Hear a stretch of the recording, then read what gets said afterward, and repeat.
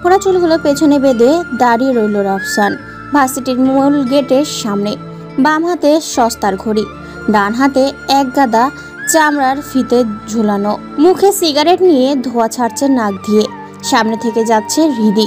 সিগারেটের ধোঁয়া হৃদির মুখের ওপর ছেড়ে রাফসান বলল, এই মেয়ে, এদিকে আয়। জি ভাইয়া, বলুন। বড় ভাইদের দেখলে সালাম দিতে হয়, জানিস না? আসসালামু আলাইকুম ভাই। তোর রূপের রহস্য কি? বুঝলাম না ভাইয়া। তোর বাবা মা কি তোরে দুধ রানে বড় করেছে? এত সুন্দর কেন তুই? জি ভাইয়া। তোর মুখে অন্য কোনো কথা নাই?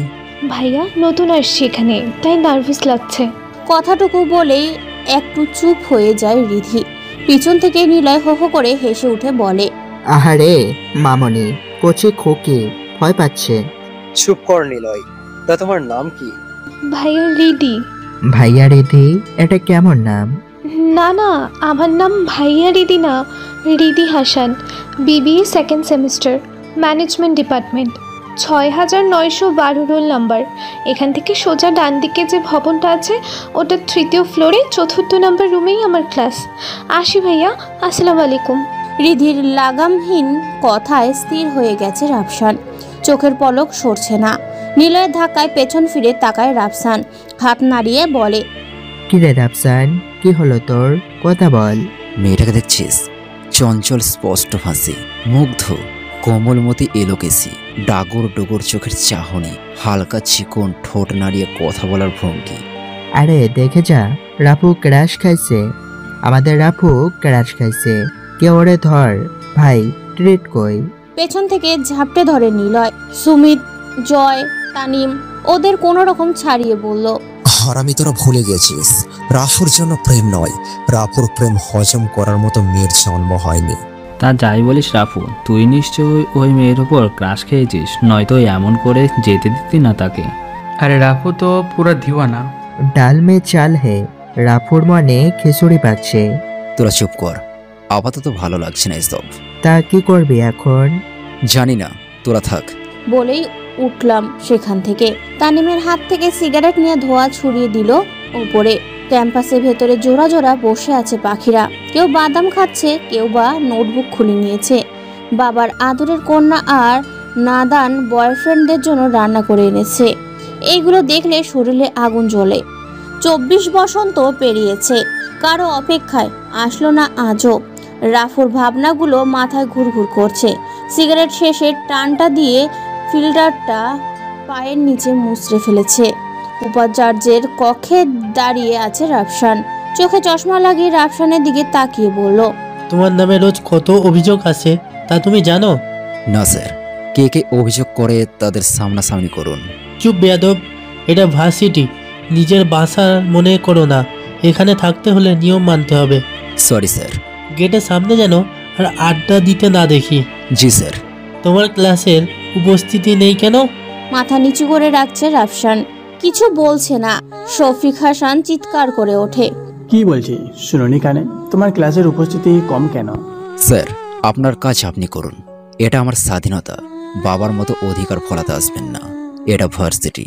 আমার অনুপস্থিতিতে কেন আমার বাবাকে জিজ্ঞেস করেন? অভিভাবক মিটিং ডেকে তাদের জিজ্ঞেস করুন। বলে গজগজ করে তার রুম থেকে বের হয়ে আসে রাফসান। মোবাইল বের করে তার আম্মুর মোবাইলে ফোন করে। রিসিভ করতেই রাফসান বলল, দেখো মা, তোমার স্বামীকে বেশি বাড়াবাড়ি করতে বারণ করবে। ভার্সিটির উপাচার্য বলে সব সময় নজর রাখবে নাকি? যখন নজরদারি করতে হতো তখন তো হোস্টেলে পাঠিয়ে দিয়েছো। আমি কেমন আছি খোঁজও নাওনি একবারও। এখন আমাকে আমার মতো থাকতে দাও। কেন বাবা, কি হয়েছে তোর? তোমার স্বামীর কাছে জিজ্ঞেস করো কি হয়েছে। আচ্ছা, জিজ্ঞেস করব। ফোন রেখে দেয় রাফসান। জন্ম থেকে আজ ২৪ বসন্ত মায়ের মমতা, বাবার ভালোবাসা স্পর্শ পাইনি। জন্মের পরেই নাকি আমাকে গুঁড়ো দুধে বড় করেছেন, প্যাম্পার্স পরিয়ে রেখেছেন সব সময়। একটু সময় হয়নি তাদের আমাকে কোলে নেওয়ার। মা মহিলা পরিষদের চেয়ারম্যান বাবা ছিলেন তার কাজে। সারাদিন কান্না করলে কাজের মেয়েটি গালের উপর থাপ্পড় দিয়ে ফিডারটা মুখে ধরিয়ে দিত। মায়ের কাছে খাবার চাওয়ার সময় নেই তার। যখন বুঝতে চেষ্টা করি তখন থেকে আমি হোস্টেলে। আজ বিগড়ে গেছি। তখনও শাসনের কেউ ছিল না, আমি একা। এক অবহেলিত পাখি। কথাগুলো বিড়বিড় করে বলছে নিজেই, চোখ ভিজে গেছে। আঙুল দিয়ে মুছে ভবন থেকে বেরিয়ে আসে রাফসান। শরীরে আগুন জ্বলছে। কেন এত রাগ হচ্ছে বুঝতে পারছে না সে। হাঁটছে সে, যাকে বসা দেখছে মাথায় ছোট্ট করে থাপ্পড় দিয়ে যাচ্ছে। বড় ভাই দেখে কেউ তার দিকে চোখ তুলেও তাকাচ্ছে না। রাগ কমছে না ওর। পকেট থেকে দুটো সিগারেট বের করে একসাথে আগুন জ্বালায়। চারপাশে জুনিয়ররা রাফসানের দিকে তাকিয়ে আছে। লাল টুকটুকে চোখে সিগারেট টানছে। ভয় পাচ্ছে তারা। একটু দূরে দেয়াল ঘেঁষে দাঁড়িয়ে আছে সুমন। তার বন্ধুদের সাথে দাঁড়িয়ে আছে। সামনে একটা মেয়ে কাচুমাচু করছে। নতুন এসেছে ভার্সিটিতে। সুমন বলল মেয়েটাকে, এই মেয়ে নাম কি? জি ভাইয়া, তাসলিমা। কোন ডিপার্টমেন্ট? ম্যানেজমেন্ট। বয়ফ্রেন্ড আছে? না ভাইয়া। তাহলে প্রপোজ করো আমাকে। মেয়েটা মাথা নিচু করে রাখছে। সুমন তার বন্ধুরা হো হো করে হাসছে। রাফসান এসে সুমনের থুতনি বরাবর এক ঘুষি মারে। দেয়ালের সাথে এসে ধাক্কা খায় সে। দাঁতে দাঁত কটমটিয়ে রাফসান বলল, ইপটিজিং করছিস সেখানে বসে? তোর সাহস তো কম নয়। বলেই আরো দুটো ঘুষি মারে তার মুখে। ঠোঁট কেটে যায় তার। বন্ধুরা পেছনে ফিরে দৌড়ে পালিয়েছে। সুমন কাতরাচ্ছে। তাসলিমা পাশে দাঁড়িয়ে আছে। অনেক জুনিয়র চারপাশ ঘিরে ধরেছে তাদের। সুমন একটু সুযোগ পেয়েই বলল, ভাই জার্গিং ছিল একটা। এরকম করে র্যাগিং করে? বলে আরো একটা থাপ্পড় দেয় সুমনের গালে। ওকে যেন এই ক্যাম্পাসে আর মেয়েদের র্যাগিং দিতে না দেখি। সুমন বুঝতে পারে না তার দোষ কোথায়। র্যাগিং করা তাদের একটা কাজ। তে রাফসান ভাই ভায়োলেন্স হলো কেন বুঝতে পারে না। এর আগে এই চাইতে বেশি খারাপভাবে র্যাগিং করেছে রাফসান ভাইয়ের সামনেই, তখন কিছু বলেনি। কিন্তু আজ এমন করলো কেন বুঝলো না। মনে মনে প্রতিজ্ঞা করেছে সে রাফসানকে ক্যাম্পাসে নয় বাইরে বসে কিছু করতে হবে। রিধি জুনিয়রদের ভিড়ে দাঁড়িয়ে দেখলো রাফসানের মাস্তানি। নাক ছিটকে চলে যায় সেখান থেকে। হালকা রাগ কমে রাফসানের। বন্ধুদের আড্ডায় এসে আবারও যোগ দেয়। ভালো লাগছে না কিছুই। রিফাত দৌড়ে আসে তাদের আড্ডায়। তানিম ভাই আপনার গার্লফ্রেন্ডের চুলের মুঠি ধরে। কথাটা বলে নিঃশ্বাস ফেলে রিফাত। হাঁপাচ্ছে সে।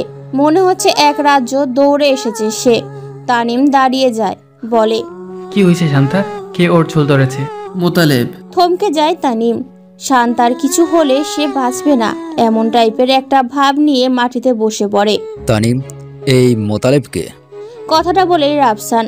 তানিম বলে, মোতালেব শান্তার মামা হয়, গ্যাংস্টার। তার ছেলের সাথে জোর করে বিয়ে দিতে যাচ্ছে শান্তার। চল তো দেখি তার গ্যাংস্টার মামাকে। হোস্টেল থেকে টেনে হিঁচড়ে বের করছে শান্তাকে। হোস্টেলের ছাত্রীরা সবাই জড়ো হয়েছে এক স্থানে। কেউ সামনে এগোনোর সাহস পাচ্ছে না। রাফসান তানিমকে নিয়ে এখানে পৌঁছানোর আগেই শান্তাকে নিয়ে চলে যায় তারা। তানিম, গাড়ি নিয়ে আয়। কোথায় যাবি রাফু? শান্তার মামার বাড়ি। কি বলিস ভাই? তারা খুব ডেঞ্জারাস। অস্ত্র থাকে তাদের সাথে। তোদের সাথে আমি আছি, চিন্তা করিস না। ওরা তোকে মেরে ফেলবে রাফু। হো হো করে হেসে দেয় রাফু। মুহূর্তেই দাঁতের দাঁত শক্ত করে ফেলে রাফু। কিছু ভাবছে সে। আমার পরিচয়ে তারা তোর পা ধুয়ে তার মেয়েকে তোর সাথে তুলে দিবে তানিম। তানিম থমকে যায়। মাথা ঘুরিয়ে রাফসানকে বলে, খেয়ে তুই? আমি দুরন্ত এক যুবক, টকবকে রক্তের উঠতি সমাজের এক নাগরিক, তোদের মতো সাধারণ কেউ। কিন্তু তুই বলছিস সে তোর পরিচয়ে তারা ভয়ে থরথর করে কাঁপবে। মজা করে বলেছি তানিম, গাড়ি বের কর। আচ্ছা। ক্যাম্পাস থেকে নিজের গাড়িটা নিয়ে আসে তানিম। সাথে সুমিত, নিলয় তাদের গাড়ি নিয়ে আসে। নিলয়, তুই তামিমের সাথে ওঠ, তোরটা আমার কাছে দে। ওকে বস। তানিম ছোবল মেরে নিলয়ের কথায় তুলে নেয়। নিলয়, তুই রাফুকে বস বললি কেন? নিলয় তাকিয়ে আছে রাফসানের দিকে। কি বলবে নিলয়? রাফু বলল, শান্তার কিছু হয়ে যাবে, তাড়াতাড়ি চল। কথা ঘুরিয়ে নেয় রাফসান। শান্তার জন্য পাগল ছেলেটা মুহূর্তে হতাশায় ডুবে দেয়। গাড়ি চলছে। ফাঁকা রাস্তা উল্টো দিকে ধেয়ে আসা বাতাস নিঃশ্বাস বন্ধ করে ফেলেছে রাফসানের। বন্ধ নিঃশ্বাসের মুহূর্তে শ্বাসরুদ্ধকর সেই অতীতের কথাই ডুবে যায়।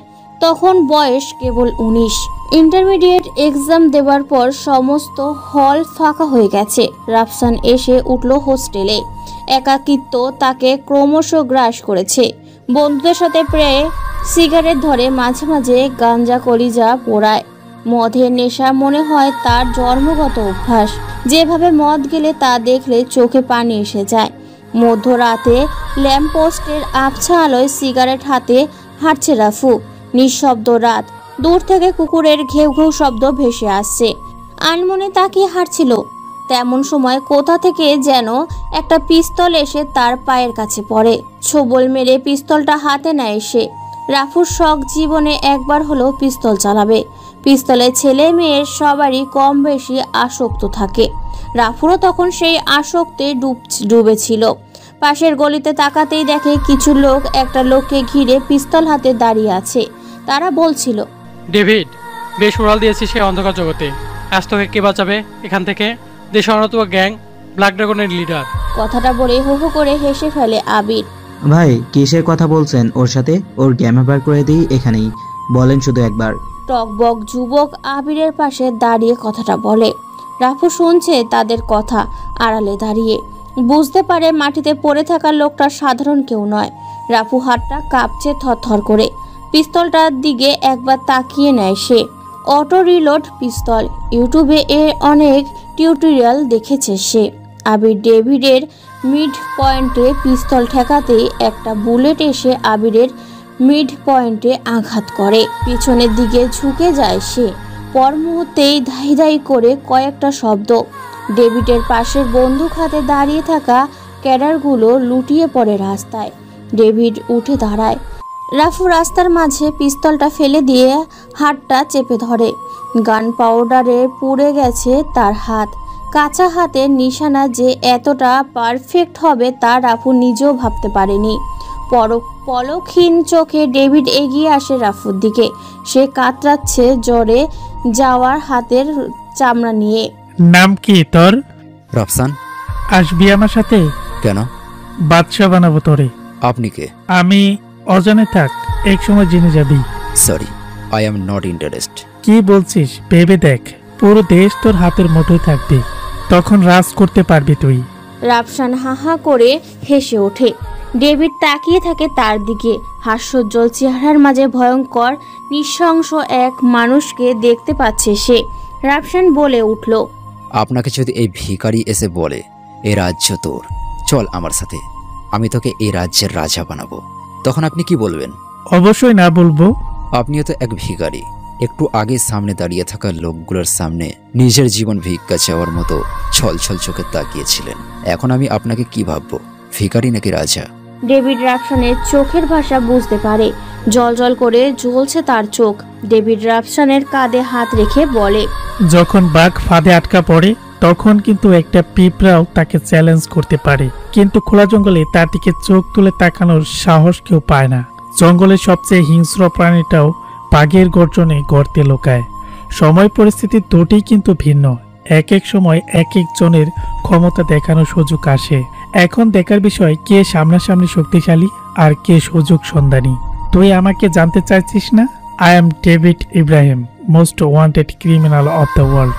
রাশিয়া বলিস কিংবা জাপান, আমার নামে থরথর করে কাঁপে। তোর মধ্যে আমি নিজেকে দেখতে পাচ্ছি রাফসান, চল তোকে বাচ্চা বানাই। রাফসান স্তব্ধ। দুদিন আগেও গাঞ্জার নেশায় পড়ে ইন্টারনেটে এই বিষয়ে জানার জন্য আগ্রহী ছিল। আর সেই ডেভিড। হাঁটু গেড়ে ডেভিডের সামনে বসে পড়ে রাফসান। পিস্তলটা তুলে নেয় ডেভিড। চল তোকে দুনিয়া দেখাই। চলেন বস। দুনিয়া এক রাফুর অপেক্ষায়। ঠিক তখনই রাফসানের চোখ খুলে। বাইকের স্পিড ক্রমশ বৃদ্ধি পেয়ে গিয়েছিল। কন্ট্রোল হারিয়ে রাস্তার পাশেই খুঁটিতে লাগিয়ে দেয় বাইক। রাফসান ছিটকে পড়ে পাশের ডোবায়। আস্তে আস্তে তলিয়ে যায় পানির গভীরে। রাফসানের অর্ধমৃত দেহটা পানি থেকে বের করে নিয়ে আসে নিলয়। অনেকটা পানি চলে গেছে পেটের ভেতরে। ক্ষতবিক্ষত হয়েছে তার সমস্ত শরীর। প্রচণ্ড আঘাত লেগেছে মাথায়, যার কারণে জ্ঞান হারিয়েছে সে। কাছাকাছি তেমন কোনো হাসপাতাল নেই। যা আছে তা প্রায় 7 কিলোমিটার দূরে। প্রাথমিক চিকিৎসার মাধ্যমে রাফসানের পেট থেকে কিছুটা পানি বের করে আনে তানিম। তাকে জরুরি হাসপাতালে নেওয়ার দরকার। বাইকে করে নেওয়া সম্ভব না। সুমিত গাড়ি থামানোর চেষ্টা করছে, কেউ থামছে না এখানে। শহর পেরিয়ে গ্রাম সাইডের রাস্তায় গাড়িগুলো থামতে চায় না। সুমিত রাস্তার ওপরে দাঁড়িয়ে বলল, গাড়ি থামছে না একটাও। রাফসানের অচেতন দেহটা তানিমের কোলে রেখে ওপরে আসে নিলয়। কোমর থেকে পিস্তলটা বের করে রাস্তার মাঝ বরাবর এসে একটা প্রাইভেট কারের দিকে তাক করে। হাইড্রোলিক ব্রেক নেয় সেই গাড়ি। চাকা ছেঁচড়িয়ে অনেকটা এগোয়। ড্রাইভার বেশ দক্ষ। নয়তো গাড়িটাকে কন্ট্রোল করা বেশ মুশকিল হয়ে যেত। নিলয় গাড়িটার সামনে এসে পিস্তলটা কোমরে গুজে নেয়। নর্মকণ্ঠে ড্রাইভারের কাছে এসে বলে, স্যার প্লিজ একটু সাহায্য করেন, আমার বন্ধু বাইক অ্যাক্সিডেন্ট করেছে, তাকে জরুরি হাসপাতালে নেওয়া দরকার, কিন্তু কোনো গাড়ি পাচ্ছি না, প্লিজ একটু সাহায্য করুন। নিলয়ের করুণ কণ্ঠ শুনে ড্রাইভার গাড়ি থেকে নেমে আসে। রাফসানকে ততক্ষণে সুমিত তানিম ধরে ওপরে নিয়ে আসে। ড্রাইভার এসে রাফসানের হাতটা ধরে পালস চেক করতে করতে বলে, আমি ডক্টর সৈয়দ আব্দুল মান্নান। আপনাদের কাজটা মোটে ঠিক হয়নি, আমাকে এভাবে আটকে দেওয়া। একটা দুর্ঘটনা ঘটতে সময় লাগতো না, ভাগ্যিস গাড়িটা কন্ট্রোল ছিল। পালস চেক করার পরে রাফসানের চোখ জিহ্বা দেখে নিলয়কে বলল, এই ছেলে, আমার গাড়ির পিছনের সিটে একটা ব্যাগ আছে, ওটা নিয়ে আসো। দৌড়ে যায় নিলয়। ব্যাগ এনে দিতেই ডক্টর সাহেব একটা ইঞ্জেকশন পুশ করে রাফসানের শরীরে, তারপর বলে, একে নিয়ে আমার গাড়িতে শুয়ে দাও, কিছুটা দূরে একটা ক্লিনিক আছে, ওখানে ব্যবস্থা করা যাবে। তানিম নিলয় মিলে রাফসানের ভেজা শরীর ডক্টরের গাড়িতে উঠিয়ে দেয়। ডক্টর সঈদ আব্দুল মান্নার বলেন, তোমরা গাড়ি নিয়ে আসো আমার গাড়ির সাথে, এখানে তোমাদের গাড়ি থাকলে সমস্যা হতে পারে, চোরের আড্ডা এখানে। রাফসানের অ্যাক্সিডেন্ট করা গাড়িটা ওখানেই থাকে। বাকি গাড়ি দুটো নিয়ে তারা ক্লিনিকে পৌঁছায়। রাফসানকে একটা বেডে শুয়ে জামা কাপড় খুলে নীল রঙের একটা অ্যাপ্রনের মতো কিছু পরিয়ে দেয় নার্স। পেটের ভেতরে অবশিষ্ট পানি বের করে ডক্টর সঈদ নিজে। রাফসানের ক্ষতস্থানগুলো পরিষ্কার করে সেলাই করে দিয়েছে। চেহারার ওপরে ক্ষতস্থানগুলোর দিকে তাকিয়ে আছে সে। দ্রুত রাফসানের বন্ধুদের ডাক দেয়। রাফসানের জ্ঞান ফিরবে সে যে কোনো সময়, কিন্তু ডক্টর সঈদের বেশ চিন্তা হচ্ছে রাফসানের চেহারা দেখে। তখন নিলয় তানিম আসে রুমে। নিলয় বলে, বলুন স্যার। আপনার বন্ধুর বিষয়ে কিছু কথা জানেন আপনি? কেন স্যার, কি হয়েছে? আপনার বন্ধুর মুখমণ্ডল থেকে শুরু করে বুক পর্যন্ত প্লাস্টিক সার্জারি করা হয়েছে। হঠাৎ করে রাফসানের হাত পা ঝাঁকুনি দিয়ে ওঠে। তার জ্ঞান ফিরেছে, তার চোখ খুলেনি সে। ডক্টরের কথা কান পর্যন্ত পৌঁছায়, স্মৃতিতে পুনরায় ডুব দেয়। ডেভিডের গাড়িতে বসে যাচ্ছে কোথাও। সামনে বড় এক মাঠ, ঝুলন্ত দড়ির ওপর ঝুলছে কয়েকশো যুবক। কয়েকটি যুবক বুকে পাথর বেঁধে হামাগুড়ি দিচ্ছে মাঠে। দড়ি বেয়ে কেউ কেউ ওপরে উঠেছে। হঠাৎ করেই একটা শব্দ শুনতে পায় রাফসান। বাঁ দিক থেকে মাথা ঘুরিয়ে চোখ থমকে যায়। পিস্তলের নিশানা লাগিয়ে পিস্তল চালাতে কত মানুষ। ঘোরের মধ্যে রাফসান বলল, বস এটা কোথায়? ডেভিড রাফসানের কথা জবাব দেয়নি। সাইড থেকে গাড়িটা থামিয়ে নেমে সোজা বিল্ডিং এর ভেতরে চলে আসে। রাফসান তার পিছু পিছু চলে আসে। সামনে বসে আছে অবসরপ্রাপ্ত কর্নেল ওসমানী। ডেভিড এসে বলে, কর্নেল, বুলেট নিয়ে এসেছিস? জি বস। বলেই সে রাফসানের ওপর নিচ ভালো করে তাকিয়ে দেখে। বস আপনি শিওর তো? এর আগেও যখন ইকবাল। কর্নেলকে থামিয়ে দিয়ে ডেভিড বলে, কর্নেল, আমি আগে জানতে চাই না, আমি এর মধ্যে নিজেকে দেখতে পাচ্ছি। ইকবাল বিশ্বাসঘাতক। কিন্তু বস এর পিস্তল চালানোর সাহস নাই, চোখে ভয় দেখতে পাচ্ছি, একে দিয়ে সম্ভব না। রাফসান তার কথাগুলো শুনছিল, মনোযোগ নেই সেদিকে। জ্বলন্ত সিগারেটের ধোঁয়া তার নাকে এসেছে। তৃষ্ণা পেয়েছে সিগারেটের। পকেটে হাত রেখে খুঁজতে থাকে সিগারেট, নাই পকেট। কর্নেলের অর্ধেক সিগারেট স্টেজে জ্বলছে। রাফসান সেটা নিয়ে বাইরে চলে আসে। কর্নেল তাকিয়ে আছে। বেয়াদব কোয়ালিটির একটা ছেলে। বস দেখছেন, বেয়াদবির একটা সীমা থাকা দরকার। কর্নেল, এটাতে তুমি বেয়াদবি দেখছো? হ্যাঁ অবশ্যই। আমি তো তার সাহস দেখছি। ওর প্রয়োজন যেটা সেটাই ও নিয়েছে। আমাকে তোমাকে পরোক্ষ না করেই সে যখন এটা নিয়েছে, তার এটা সাহস। সমান হলো সে যখন ওটা নিয়েছে তখন সেটা এখানেও মুখে বলতে পারতো। সে আড়ালে গেছে, এটা সম্মান। বস আপনি ভেবে দেখতে পারেন। আমি 100% কনফার্ম। ওকে, তার ট্রেনিং আজ থেকে শুরু। ডেভিড ডাক দেয় রাফসানকে। এই রাফু, ভিতরে আয়। রাফসান সিগারেটটা ফেলে ভেতরে প্রবেশ করে। জি বস। আজ থেকে তোকে প্রশিক্ষণ দেবে কর্নেল। এখানে যত মানুষ দেখতে পাচ্ছিস সব ব্ল্যাক ড্রাগনের জন্য কাজ করে। তাদের মিশনের জন্য তৈরি করা হচ্ছে। তুই নিজেকে প্রমাণ কর। জি বস। তবে থমকে যায় রাফসান। ডেভিড বলে, তবে কি? ট্রেনিং এর সীমাবদ্ধ সময়ে আমি ট্রেনিং এ থাকব। বাকি সময় আমি কি করি বা না করি এই বিষয়ে কারোর নজরদারিতে থাকতে পারবো না। কর্নেলের দিকে তাকিয়ে আছে রাফসান। ডেভিড বুঝতে পারে রাফসান কারো নজরদারিতে থাকতে পছন্দ করে না, কেননা ডেভিডের চিন্তা ভাবনাও এমনটাই। ডেভিড বলে, চিন্তা করিস না, তুই তোর মতো ট্রেনিং নিবি। কর্নেল ভাবছে এ তো দুদিনে টিকবে না, মরে যাবে, নয়তো নিজেই পরাজয় স্বীকার করবে। তখনই রিং হয় রাফসানের মোবাইলের দিকে কিছুটা সময় তাকিয়ে আছে। ডেভিড বলল, কে ফোন করেছে? রাফসান কিছু না বলেই ফোনটা রিসিভ করে। হ্যালো, কেমন আছো? ভালো। তোর সাথে 5 মিনিট কথা বলা যাবে? আপনার কি সময় হয় আমার সাথে কথা বলার? তখনই রাফসান শুনতে পায় ফোনের অপর পাশ থেকে মেলি কণ্ঠে বলল, স্যার আপনার মিটিংয়ের সময় হয়ে গেছে। রাফসান হো হো করে হেসে ফেলল। 6 জন, আপনার স্ত্রী সন্তান ডাকছে। টাকায় তো আপনার কাছে সব, সন্তান থেকেও নেই। মাকে তো জন্মের সময় হারিয়েছি। ভালো থাকবেন। বলেই ফোনটা রেখে দেয় রাফসান। পকেটে ফোনটা ঢুকাতে কর্নেলকে উদ্দেশ্য করে বলল, বস, আমার ট্রেনিং কখন থেকে শুরু? আজ থেকেই। সরি বস, আজ হবে না, হোটেলে ফিরতে হবে। কাল থেকে ট্রেনিং শুরু করব। রাতে আমাকে হোটেলে থাকতে হবে সারাদিন। আমি আপনার, রাতটা শুধু আমার একান্তই। তবে হ্যাঁ, কথা দিচ্ছি, নিজেকে আপনার দলে সম্পূর্ণটা দিয়ে দিব। সময় লাগবে। একজন মানুষ কখনো একসাথে নিজেকে বিলিয়ে দিতে পারে না, গোলাম হয়ে যেতে পারে না। আমি আমার মতো পরিবর্তন করতে সময় লাগবে। আসি বস। বলে নিচে নেমে আসে রাফসান। কর্নেল ডেভিডের দিকে তাকিয়ে বলল, সত্যি বস, বুলেট পাইছেন একটা, কিন্তু এখন কথা হইলো ইকবালের মতো না করলেই হলো। ইকবাল বিশ্বাসঘাতক। বস, গতকাল আপনার উপরে হামলা করানোর মাস্টারমাইন্ড হলো ইকবাল। তার ইচ্ছা সে রাজ করবে এদেশে।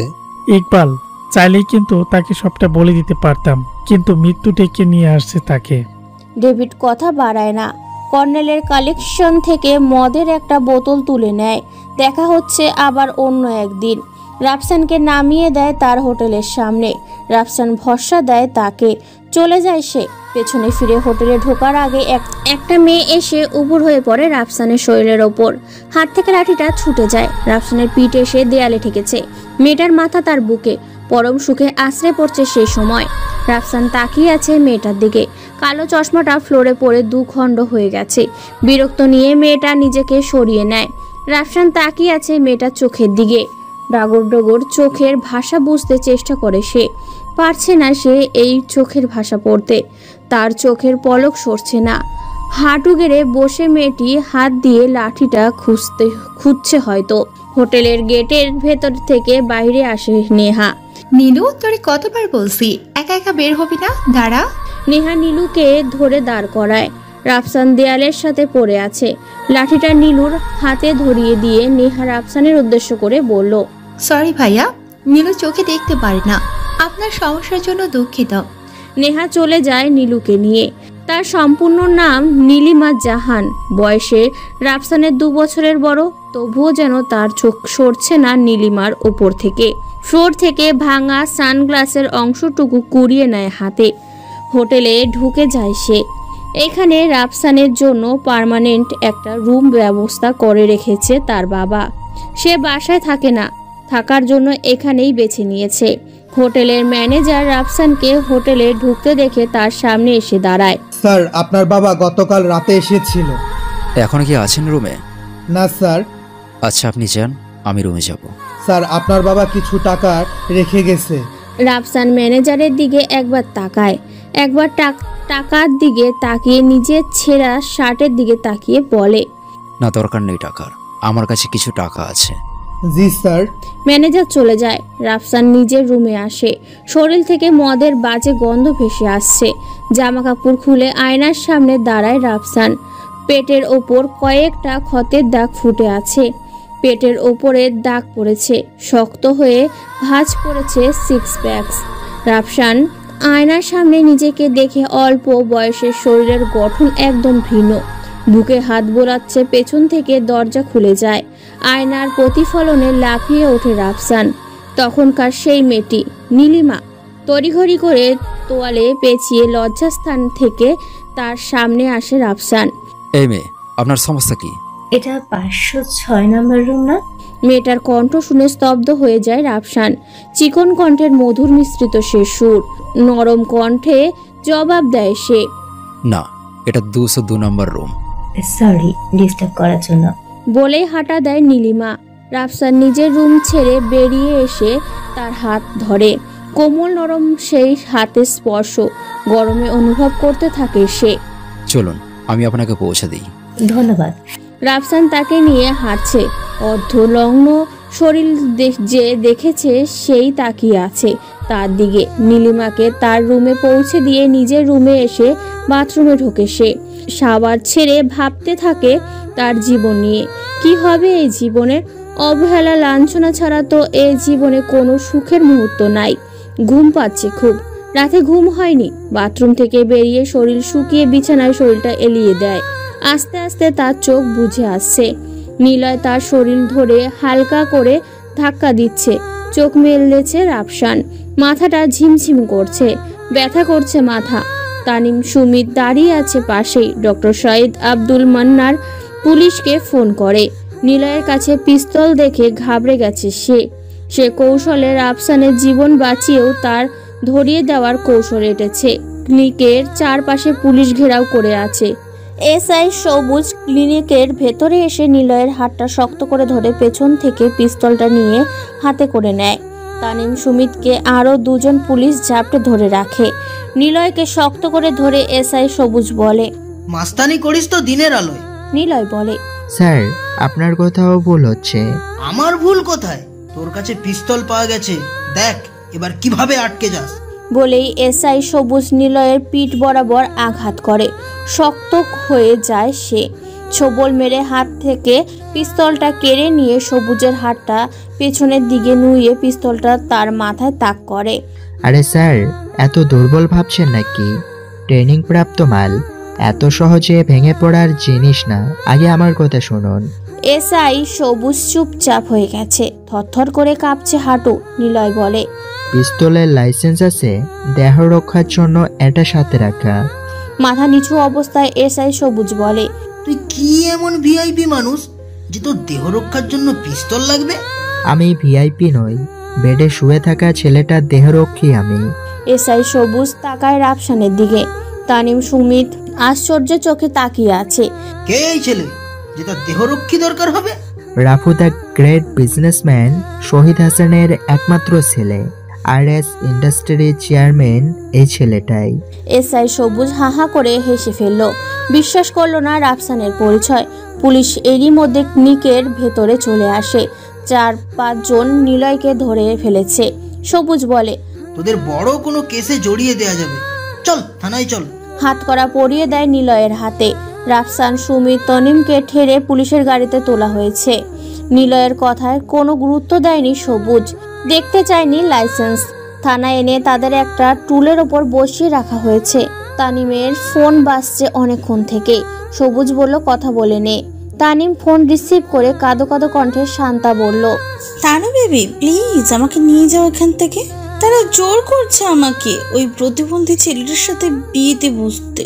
তানিম কথা বলতে পারছে না, স্তব্ধ সে। ফোনটা রাফসানের কানে ধরছে তানিম।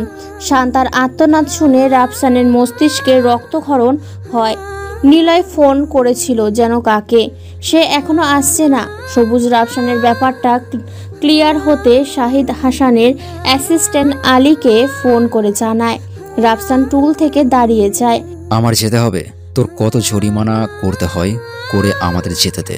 রাফসান এতক্ষণ চুপ করেছিল। মুখ খুললে সবুজের সাথে বেয়াদবি করেছে। সবুজ সহ্য করতে পারেনি। কাঠের লাঠিটা হাতে নিয়ে তার সামনে এসে বলল, এটা তোর বাবার বাড়ি নয় যে আসবি আর চলে যাবি। এখানে আমার হুকুম চলে, বুঝেছিস? রাফসানের সামনে যদি কেউ নিজের ক্ষমতার কথা বলে তখন পাগল হয়ে যায় সে। সবুজের লোকাল ড্রেসের শার্টের কলার ধরে মুখ বরাবর 3-4টে ঘুষি মারে। থেতলিয়ে যায় তার নাক। ফুঁসতে ফুঁসতে রাফসান বলে, তুই আইনের লোক, তার জন্য ছেড়ে দিলাম। নাক বেয়ে টপ টপ করে রক্ত ঝরছে ফ্লোরে। ঠিক তখনই আলী থানায় প্রবেশ করে। সবুজ একবার তাকায় আলীর দিকে, একবার রাফসানের দিকে।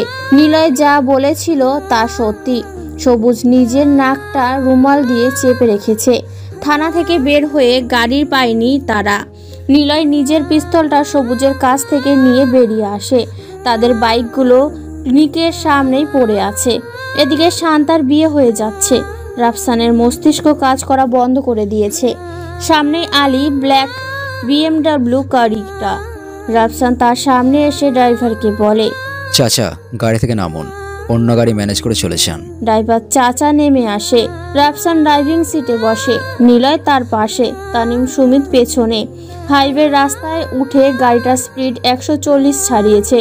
সুমিত আর তানিম দুজনকে জড়িয়ে ধরে শুয়ে আছে, শুধু বলছে, রাফু আস্তে আস্তে। সামনে বিশাল এক বাড়ি, সুন্দর করে ডেকোরেশন করা। বাড়িটার ভেতরে প্রবেশ করে রাফসান, পাশে নিলয়, পেছনে তানিম সুমিত। নিলয়ের কাছ থেকে পিস্তলটা নিয়ে কাছে নিয়ে নেয় রাফসান। কয়েকজন এসে বাধা দেয় তাদের। নিলয় একাই তাদের সামনে নিয়েছে। হাতের কাছে অনবরত রড পাওয়াতে সুবিধা হয়েছে তারও। বাসার ভিতরে ঢোকার সময় নিলয়কে চিনে ফেলে আকাশ। আকাশ শান্তার মামার লোক, দৌড়ে এসে নিলয়ের সামনে দাঁড়ায়। সালাম নিলয় ভাই। ওয়ালাইকুম আসসালাম।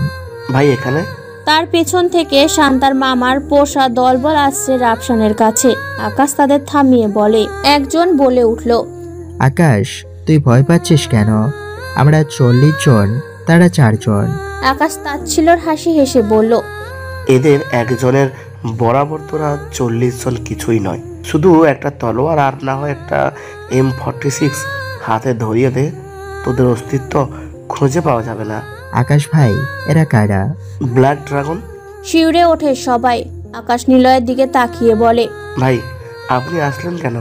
আমাদের বললে তো আমরাই পৌঁছে যেতাম। শান্তা কোথায়? আকাশ বাসার 2য় তলায় দেখিয়ে দেয়। রাফসান তানিমকে বলে, যা তোর শান্তাকে নিয়ে আয়। তানিম ভয় পাচ্ছে এগুলো দেখে। তার অনেক প্রশ্ন রাফসানকে নিয়ে, নিলয়কে নিয়ে, ব্ল্যাক ড্রাগন নামক ভয়ঙ্কর গ্যাং নিয়ে। তবুও এখন সঠিক সময় নয় রাফসানকে এসব প্রশ্ন করার।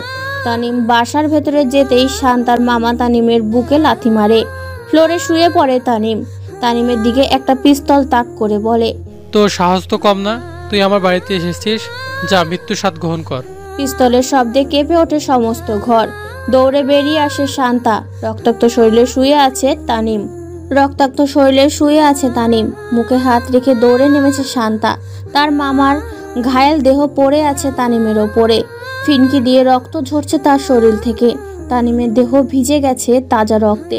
শান্তা এসে তানিমকে টেনে তোলে। পেছনে দাঁড়িয়ে আছে রাফসান, পিস্তল হাতে। তানিমের শরীরের কাঁপুনি উঠেছে ভয়ে। শক্ত করে জড়িয়ে ধরে শান্তা। রাফসান তাদের দেখে মুচকি হাসি হাসে। নিলয় এসে বলল, চল, এখানে থাকা এখন নিরাপদ হবে না। শান্তা রাফসানের দিকে আর চোখে তাকায়। সে জানে রাফসান ছোটখাটো মাস্তানি করে কলেজ ক্যাম্পাসে, কিন্তু আজ মানুষ খুন করাটা দেখে অবাক হচ্ছে সে। কিছু বলতেও পারছে না। এখানে পরিস্থিতিটা এমনই। বাড়ি থেকে বেরিয়ে আসছে তারা। গাড়ির সামনে দাঁড়িয়ে আছে। নিলয়কে ড্রাইভিং করতে বলে রাফসান তার পাশে বসে। সুমিত, তানিম আর শান্তা পেছনে বসে। তানিমের শরীরে রক্তের জমাট বেঁধেছে। শার্ট খুলে লগ্ন শরীরে উঠে গাড়িতে। নিলয় ড্রাইভিং সিটে বসে গাড়ি চালাচ্ছে। রাফসান বলল, বাহ নিলয়, তুই তো বেশ ফেমাস লোক। যেখানেই যাই সেখানেই তোকে সবাই চিনে ফেলে। আকাশ তোকে না চিনলে হয়তো আমাদের আর বেঁচে ফিরতে হতো না। কি যে বলিস রাফু, তোর প্লাস্টিক সার্জারি না হলে তারা প্যান্ট ভিজিয়ে ফেলতো। সুমিত কিছু ভাবছে পেছনে বসে। হঠাৎ করেই বলে উঠল, রাফসান তুই কি ব্ল্যাক ড্রাগনের রাফু, ডেভিডের হত্যাকারী? রাফসান হো হো করে হেসে ফেলে। সুমিতের বুঝতে বাকি থাকে না রাফসান তাকে ব্যবহার করেছে। কৌশলে নিজের পকেটে হাত দিয়ে দেখে তার মোবাইল পেন ড্রাইভ নেই। হালকা চিন্তিত সুমিত। তাহলে কি রাফসান বুঝতে পেরে গেছে আমি ইকবালের সাথে যুক্ত? না, তা কিভাবে বুঝবে? আমি তো দিনের আলোয় কাউকে কিছু বলি না, রাতের অন্ধকারে সমাজের সকল কুকর্ম করে ফিরি। না, বিষয়টা সিরিয়াসলি নিতে হবে। কথাগুলো মনে মনে ভাবছে সুমিত। রাফসান সামনের সিটে বসে সুমিতকে উদ্দেশ্য করে বলল, সুমিত কিছু ভাবছিস? না রে রাফু, তুই এত বড় গ্যাংস্টার আমাদের কাছ থেকে লুকালি কেন? আর তোর বাবা তো ভার্সিটির উপাচার্য, কিন্তু পুলিশের সামনে তোকে শহীদ হাসানের ছেলে বললো কেন নিলয়? আমি রাফসান হাসান, শহীদ হাসানের একমাত্র ছেলে। ভার্সিটির উপাচার্য আনোয়ার হোসেন আমার ছোট চাচ্ছ। তাকে বাবার মতো দেখেছি। নিজের বাবা তো আমাকে সময় দিত না। বছরের 2টো বড় উৎসব, ঈদের দিন আমি আমার চাচ্চুর কাছে থাকতাম। ছোট থেকে মনে হয়েছে তারা আমার মা বাবা। কিন্তু রাফসান, তুই যে গ্যাংস্টার, তারা কি জানে না সেটা? না, তাদের জানতে দেয়নি কখনো। জানলে হয়তো আরো দূরে ঠেলে দিত। তুই কি জানিস তোর এই কাজের জন্য তোর পরিবারের ক্ষতি হতে পারে? একটা কথা কি জানিস সুমিত? কি রাফু? আমার সত্যিটা আজ পর্যন্ত কেউ জানেনি। যারা জানতে চেয়েছে তারাই মৃত্যুকে আপন করে নিয়েছে। হ্যাঁ, আমি তো ভুলেই গেছিলাম তুই গ্যাংস্টার। নিজের সব কিছু নিরাপদ রেখে কাজ করবি। সুমিতের কণ্ঠে ভয়। তানিমের শরীর থেকে রক্তের গন্ধে দম বন্ধ হয়ে আসছে। শান্তার বমি করে ফেলেছে। রাস্তার পাশে বড় একটা হোটেলে, ঢাকা চট্টগ্রাম মহাসড়কের এমন হোটেলগুলো সত্যি সুন্দর করে ডেকোরেশন করে রাখা। সাইড করে গাড়ি থামায় নিলয়। শান্তা তানিম হোটেলের পাশে শপিং মল থেকে জামা কাপড় কিনতে বের হয়। সুমিতও বেরিয়ে হোটেলে ঢোকে খাবারের জন্য। রাফসান নিলয়কে বলে, নজরে রাখিস। নিলয় নেমে আসে গাড়ি থেকে। রাফসান নিজের মাথাটা সিটের সাথে হেলিয়ে দেয়। পুরনো কথা বারবার মনে হয়। সেই দিন ট্রেনিংয়ের প্রথম দিন ছিল। ভোর 5টা বাজে উঠে কর্নেলের ট্রেনিং হলের সামনে চলে আসে রাফসান। শহরে মানুষ এটাকে সেলফ ডিফেন্স ট্রেনিং সেন্টার হিসেবে জানত। তার সাথে কর্নেলের পরিচয়টাই চলছে এই সেন্টারকে চোখে তুলেও কর্নেলের পরিচয়ে চলেছে এই সেন্টারে। কেউ চোখ তুলেও তাকাতে পারেনি এদিকে। সূর্য ওঠার আগেই রাফসান সে মাঠে পৌঁছে যায়। সম্পূর্ণ মাঠের এক চক্কর দৌড়ে পার করে। ক্লান্ত শরীর নিয়ে নিঃশ্বাস ফেলছে জোরে জোরে। কর্নেল তার রুমের জানলা দিয়ে দেখছে রাফসানকে। ছেলেটা ইচ্ছে শক্তির প্রতি কর্নেলের ইমপ্রেস হয়ে গেছে। সূর্য ওঠার আগেই মাঠ ভর্তি হয়ে গেছে। কর্নেল নিচে নেমেছে। রাফসান মাঠের এক পাশে বসে পানি পান করছিল। কর্নেল তার পাশে এসে বলল, এত তারা কিসের তোর? আমার ক্ষমতা চাই। কেমন ক্ষমতা? নেশাগ্রস্ত সমাজটাকে ধ্বংস করার ক্ষমতা। নেশাগ্রস্ত সমাজ ধ্বংস হয়ে গেলে বাঁচবি কাকে নিয়ে? সুস্থ সমাজের দুজন নিয়ে বাঁচবো। একজন আমি, অন্যজন হবে যে এমন নেশাগ্রস্ত সমাজে বিপক্ষে, তাকে নিয়ে বাঁচবো। তুই নিজেই তো নেশা করিস। সিগারেট, মদ, গাঞ্জা, এগুলো নেশা, এগুলো ভালোবাসা। পিনিক ধরাই, কিন্তু ড্রাগস সবকিছু শেষ করে ফেলে।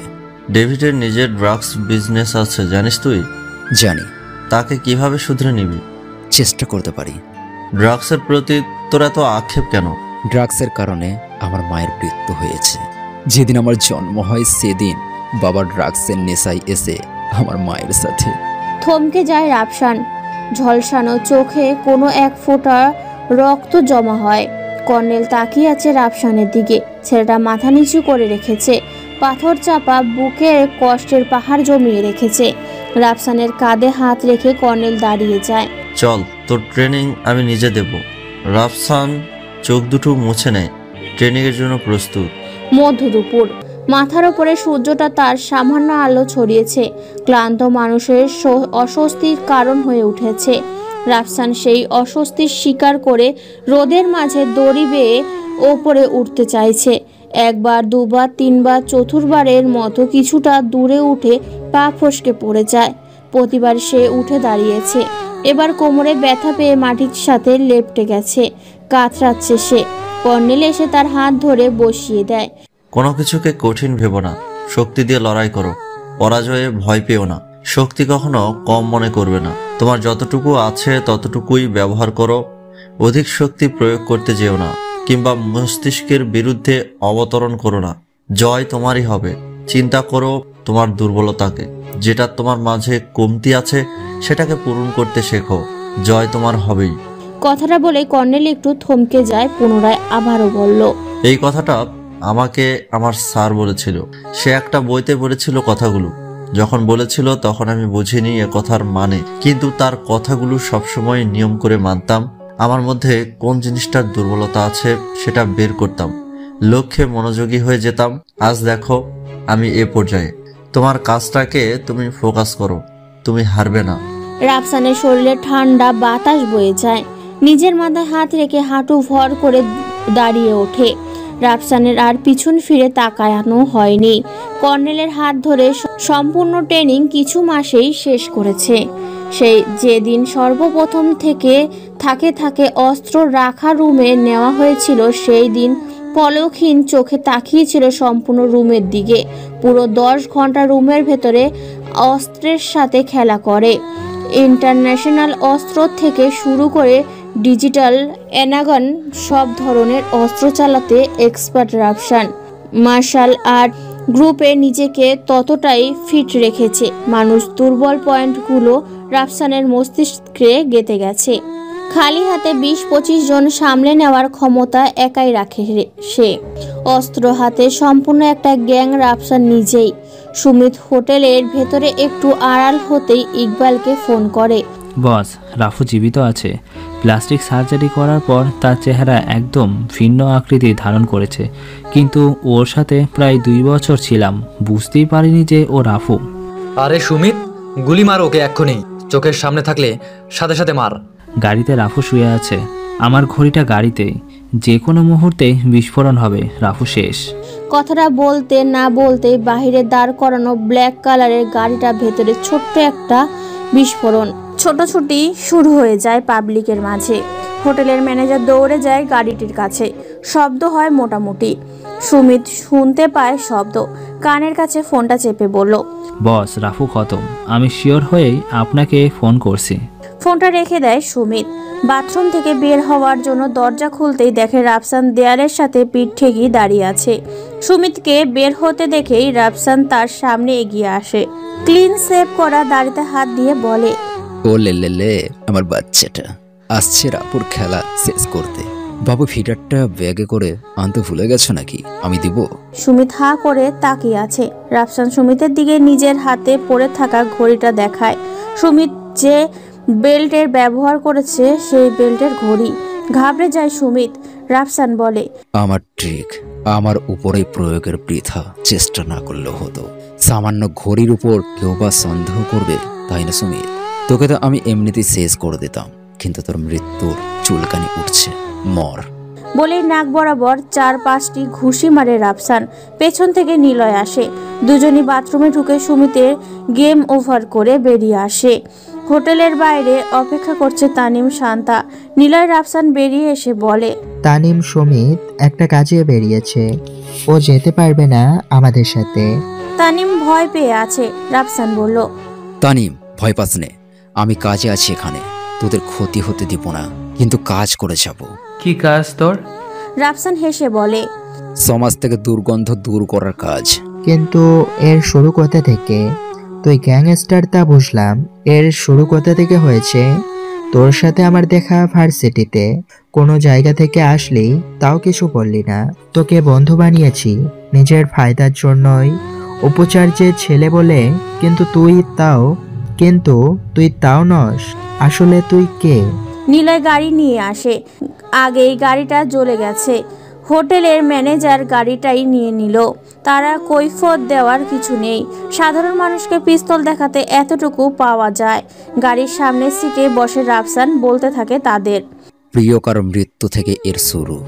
কথাটা বলে একটু থমকে যায় রাফসান। তারপর আবারও বলতে থাকে, এদেশের মানুষ ক্লিন মেশিন নামে চেনে রাফুকে। অন্ধকার জগতের বাদশা, ডেভিডের সবচেয়ে কাছের মানুষ। ইন্টারন্যাশনাল মাফিয়া গ্যাংয়ের লিডার ডেভিড। বাংলাদেশটা রাফুর হাতে তুলে দেয় সে। ব্ল্যাক ড্রাগনের সম্পর্কে কন্ট্রোল রাফুর মুঠোয়। অন্ধকার রাত, মাফিয়াদের কোনো দোষ করতে হয় না, যে কোনো সময় তাদের ওপর হামলা হয়।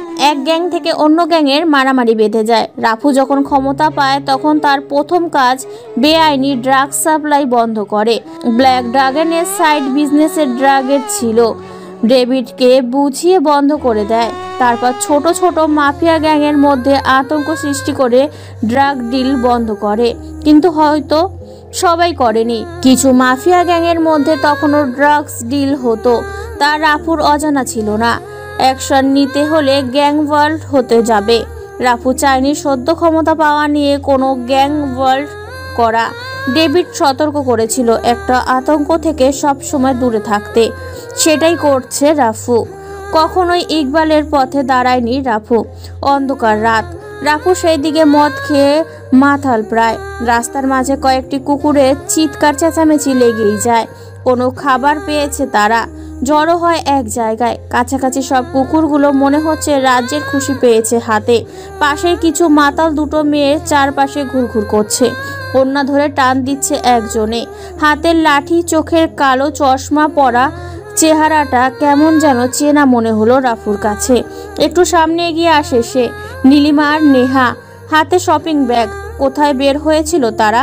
এত রাতে এখানে কি করছে তারা? কথাটা ভেবেই রাফু তাদের সামনে আসে। নেহা, তুমি এখানে? রাফসান তাদের হোটেলে কয়েকদিন দেখেছিল, কিন্তু হঠাৎ করেই তারা উধাও হয়ে গিয়েছিল। কোথায় গেছে কোনো সন্ধান পায়নি রাফসান। আজ এমন পরিস্থিতিতে তাদের সাথে দেখা হবে ভাবতেও পারেনি রাফসান। নেহা রাফসানকে চিনতে পারেনি, কিন্তু এটা বুঝেছে যখন তার নাম ধরে ডেকেছে তখনই পরিচিত কেউ হবে। নেহা বলে, ভাইয়া আপনি? হ্যাঁ, কি করছো ওখানে? এদিকে আসো। নেহা তাদের এড়িয়ে আসতে চাইছিল নীলিমার হাত ধরে, কিন্তু মাতালগুলো পদ আটকায়। আরে সুন্দরী, কোথায় যাও? আমাদের একটু এন্টারটেনমেন্ট করে যাও। উপস, কি ফিগার মাইরি। মামা, তুই আগে ছুঁয়ে দেখ না, গরম কিনা ঠান্ডা। গরমই হবে ভাই। মাতালগুলোর কথা বলা বলি করার মধ্যেই রাফসান আবারও বলে, এই নেহা, এদিকে আসতে বলছি না? রাফুর কথা শুনে মাতালদের মধ্যে একজন বলে উঠল, কে রে তুই? অন্ধ করে দাঁড়িয়ে কি বলছিস? সামনে আয় হিরো, নয়তো একসঙ্গে ভাগ করে খাই। আয়, তুই আগে ছুঁয়ে যা। রাফসান মাতালের কথার মনোযোগ না দিয়ে কর্কশ গলায় চিৎকার করে বলল, নেহা, এদিকে আয়। নেহার জায়গায় দাঁড়িয়ে আছে। একজন বলল, হিরো আসছে আমার পাখিকে ছিনিয়ে নিতে। ওই যা, তোরা ওর পিন্ডি চটকে আয়। একজন দৌড়ে আসতে অন্ধকারের হাতে মদের বোতল। হঠাৎই নিস্তব্ধতা। সামনে দাঁড়িয়ে থাকা মাতালের মুখে এক গাদা রক্ত ছিটকে আছে। ঝাঁকুনি নিয়ে ওঠে সে। রক্তের জড়ানো ভাঙা মদের বোতলটা হাতে নিয়ে সোডিয়াম আলোর নিচে এসে দাঁড়ায় রাফসান। ভাঙা বোতল থেকে তাজা রক্ত টুপটুপ করে ঝরছে। সকলে কেঁপে ওঠে। যে যার হাতে মদের বোতল শক্ত করে ধরে। দুজন মোটা লাঠি বের করে গাড়ি থেকে মোটামুটি গতিতে দৌড়ে আসে তারা, হামলা করে রাফসানের ওপর। মাতাল তারা, তেমন কৌশল প্রয়োগ না করায় রাফসান মুহূর্তেই চারজনের গলায় নামিয়ে ফেলে। বাকি দুজনের একজনের চেহারা থেতলিয়ে ফেলে, পেটের ভুঁড়ি নামিয়ে দেয়। রক্তাক্ত রাস্তায় দাঁড়িয়ে আছে একজন। নেহা চোখ বন্ধ হয়ে আসছে। রাফসান ওই বাকি একজনকে বলে, ওই জানা ওদের শরীরে তাপ গরম কিনা চেক করে দেখ, ফিগারটা বেশ আরাম পাবি। সে বলে, আমাকে যেতে দে, তুই জানিস না আমার ভাইকে, তোকে একদম মেরে ফেলবি। নামটা বলার আগেই তাকে থামিয়ে দেয় রাফসান। বলে, আরে রাখ তোর ভাই, আমি কে সেটা তুই জানিস? কার নজর তোদের উপর পড়েছে একবার ভেবে দেখেছিস? কে তুই? কথাটা সম্পূর্ণ বের হতেই পারে না। পেছন থেকে পিস্তলটা বের করে ছেলেটার মুখের ভেতরে শুট করে। পেছনের দিকে পড়ে যায় সে। মৃত্যু আসেনি এখনো তার। রাফসান তার বুকের ওপর পা রেখে মাথায় পিস্তল ঠেকিয়ে বলে, মৃত্যুটা তোর কম বেদনাদায়ক হলো যে তুই রাফুর হাতে মৃত্যুর স্বাদ নিচ্ছিস।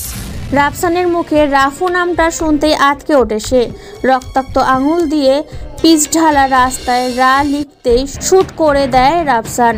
সাথে সাথে মৃত্যু তাকে গ্রাস করে। উঠে দাঁড়ায় রাফসান, পিস্তলটা পেছনে রেখে রুমালটা বের করে হাতে মুখে রক্ত মুছতে মুছতে বলে, কেমন আছো নেহা? নেহা চোখ ভয় থতথত করে কাঁপছে। রাফসান আবারও বলল, কি হলো, কথা বলছো না কেন? নীলিমার মুখ খুলে, নেহা কি হয়েছে এখানে? এত শব্দ হয়েছে কিসের? আর ওই মাতালগুলো কোথায়? রাফসান বলে, মাতালগুলোকে সুন্দর করে বুঝিয়ে দিয়েছি, তারা আর আসবে না এখানে। এমনি কোনো মেয়েদের উত্তপ্ত করবে না। ধন্যবাদ ভাইয়া। আমি জানি না আপনি কে, দেখতেও পাই না আপনি কেমন, তবুও আমরা আপনার কাছে ঋণী। ধন্যবাদ ভাইয়া।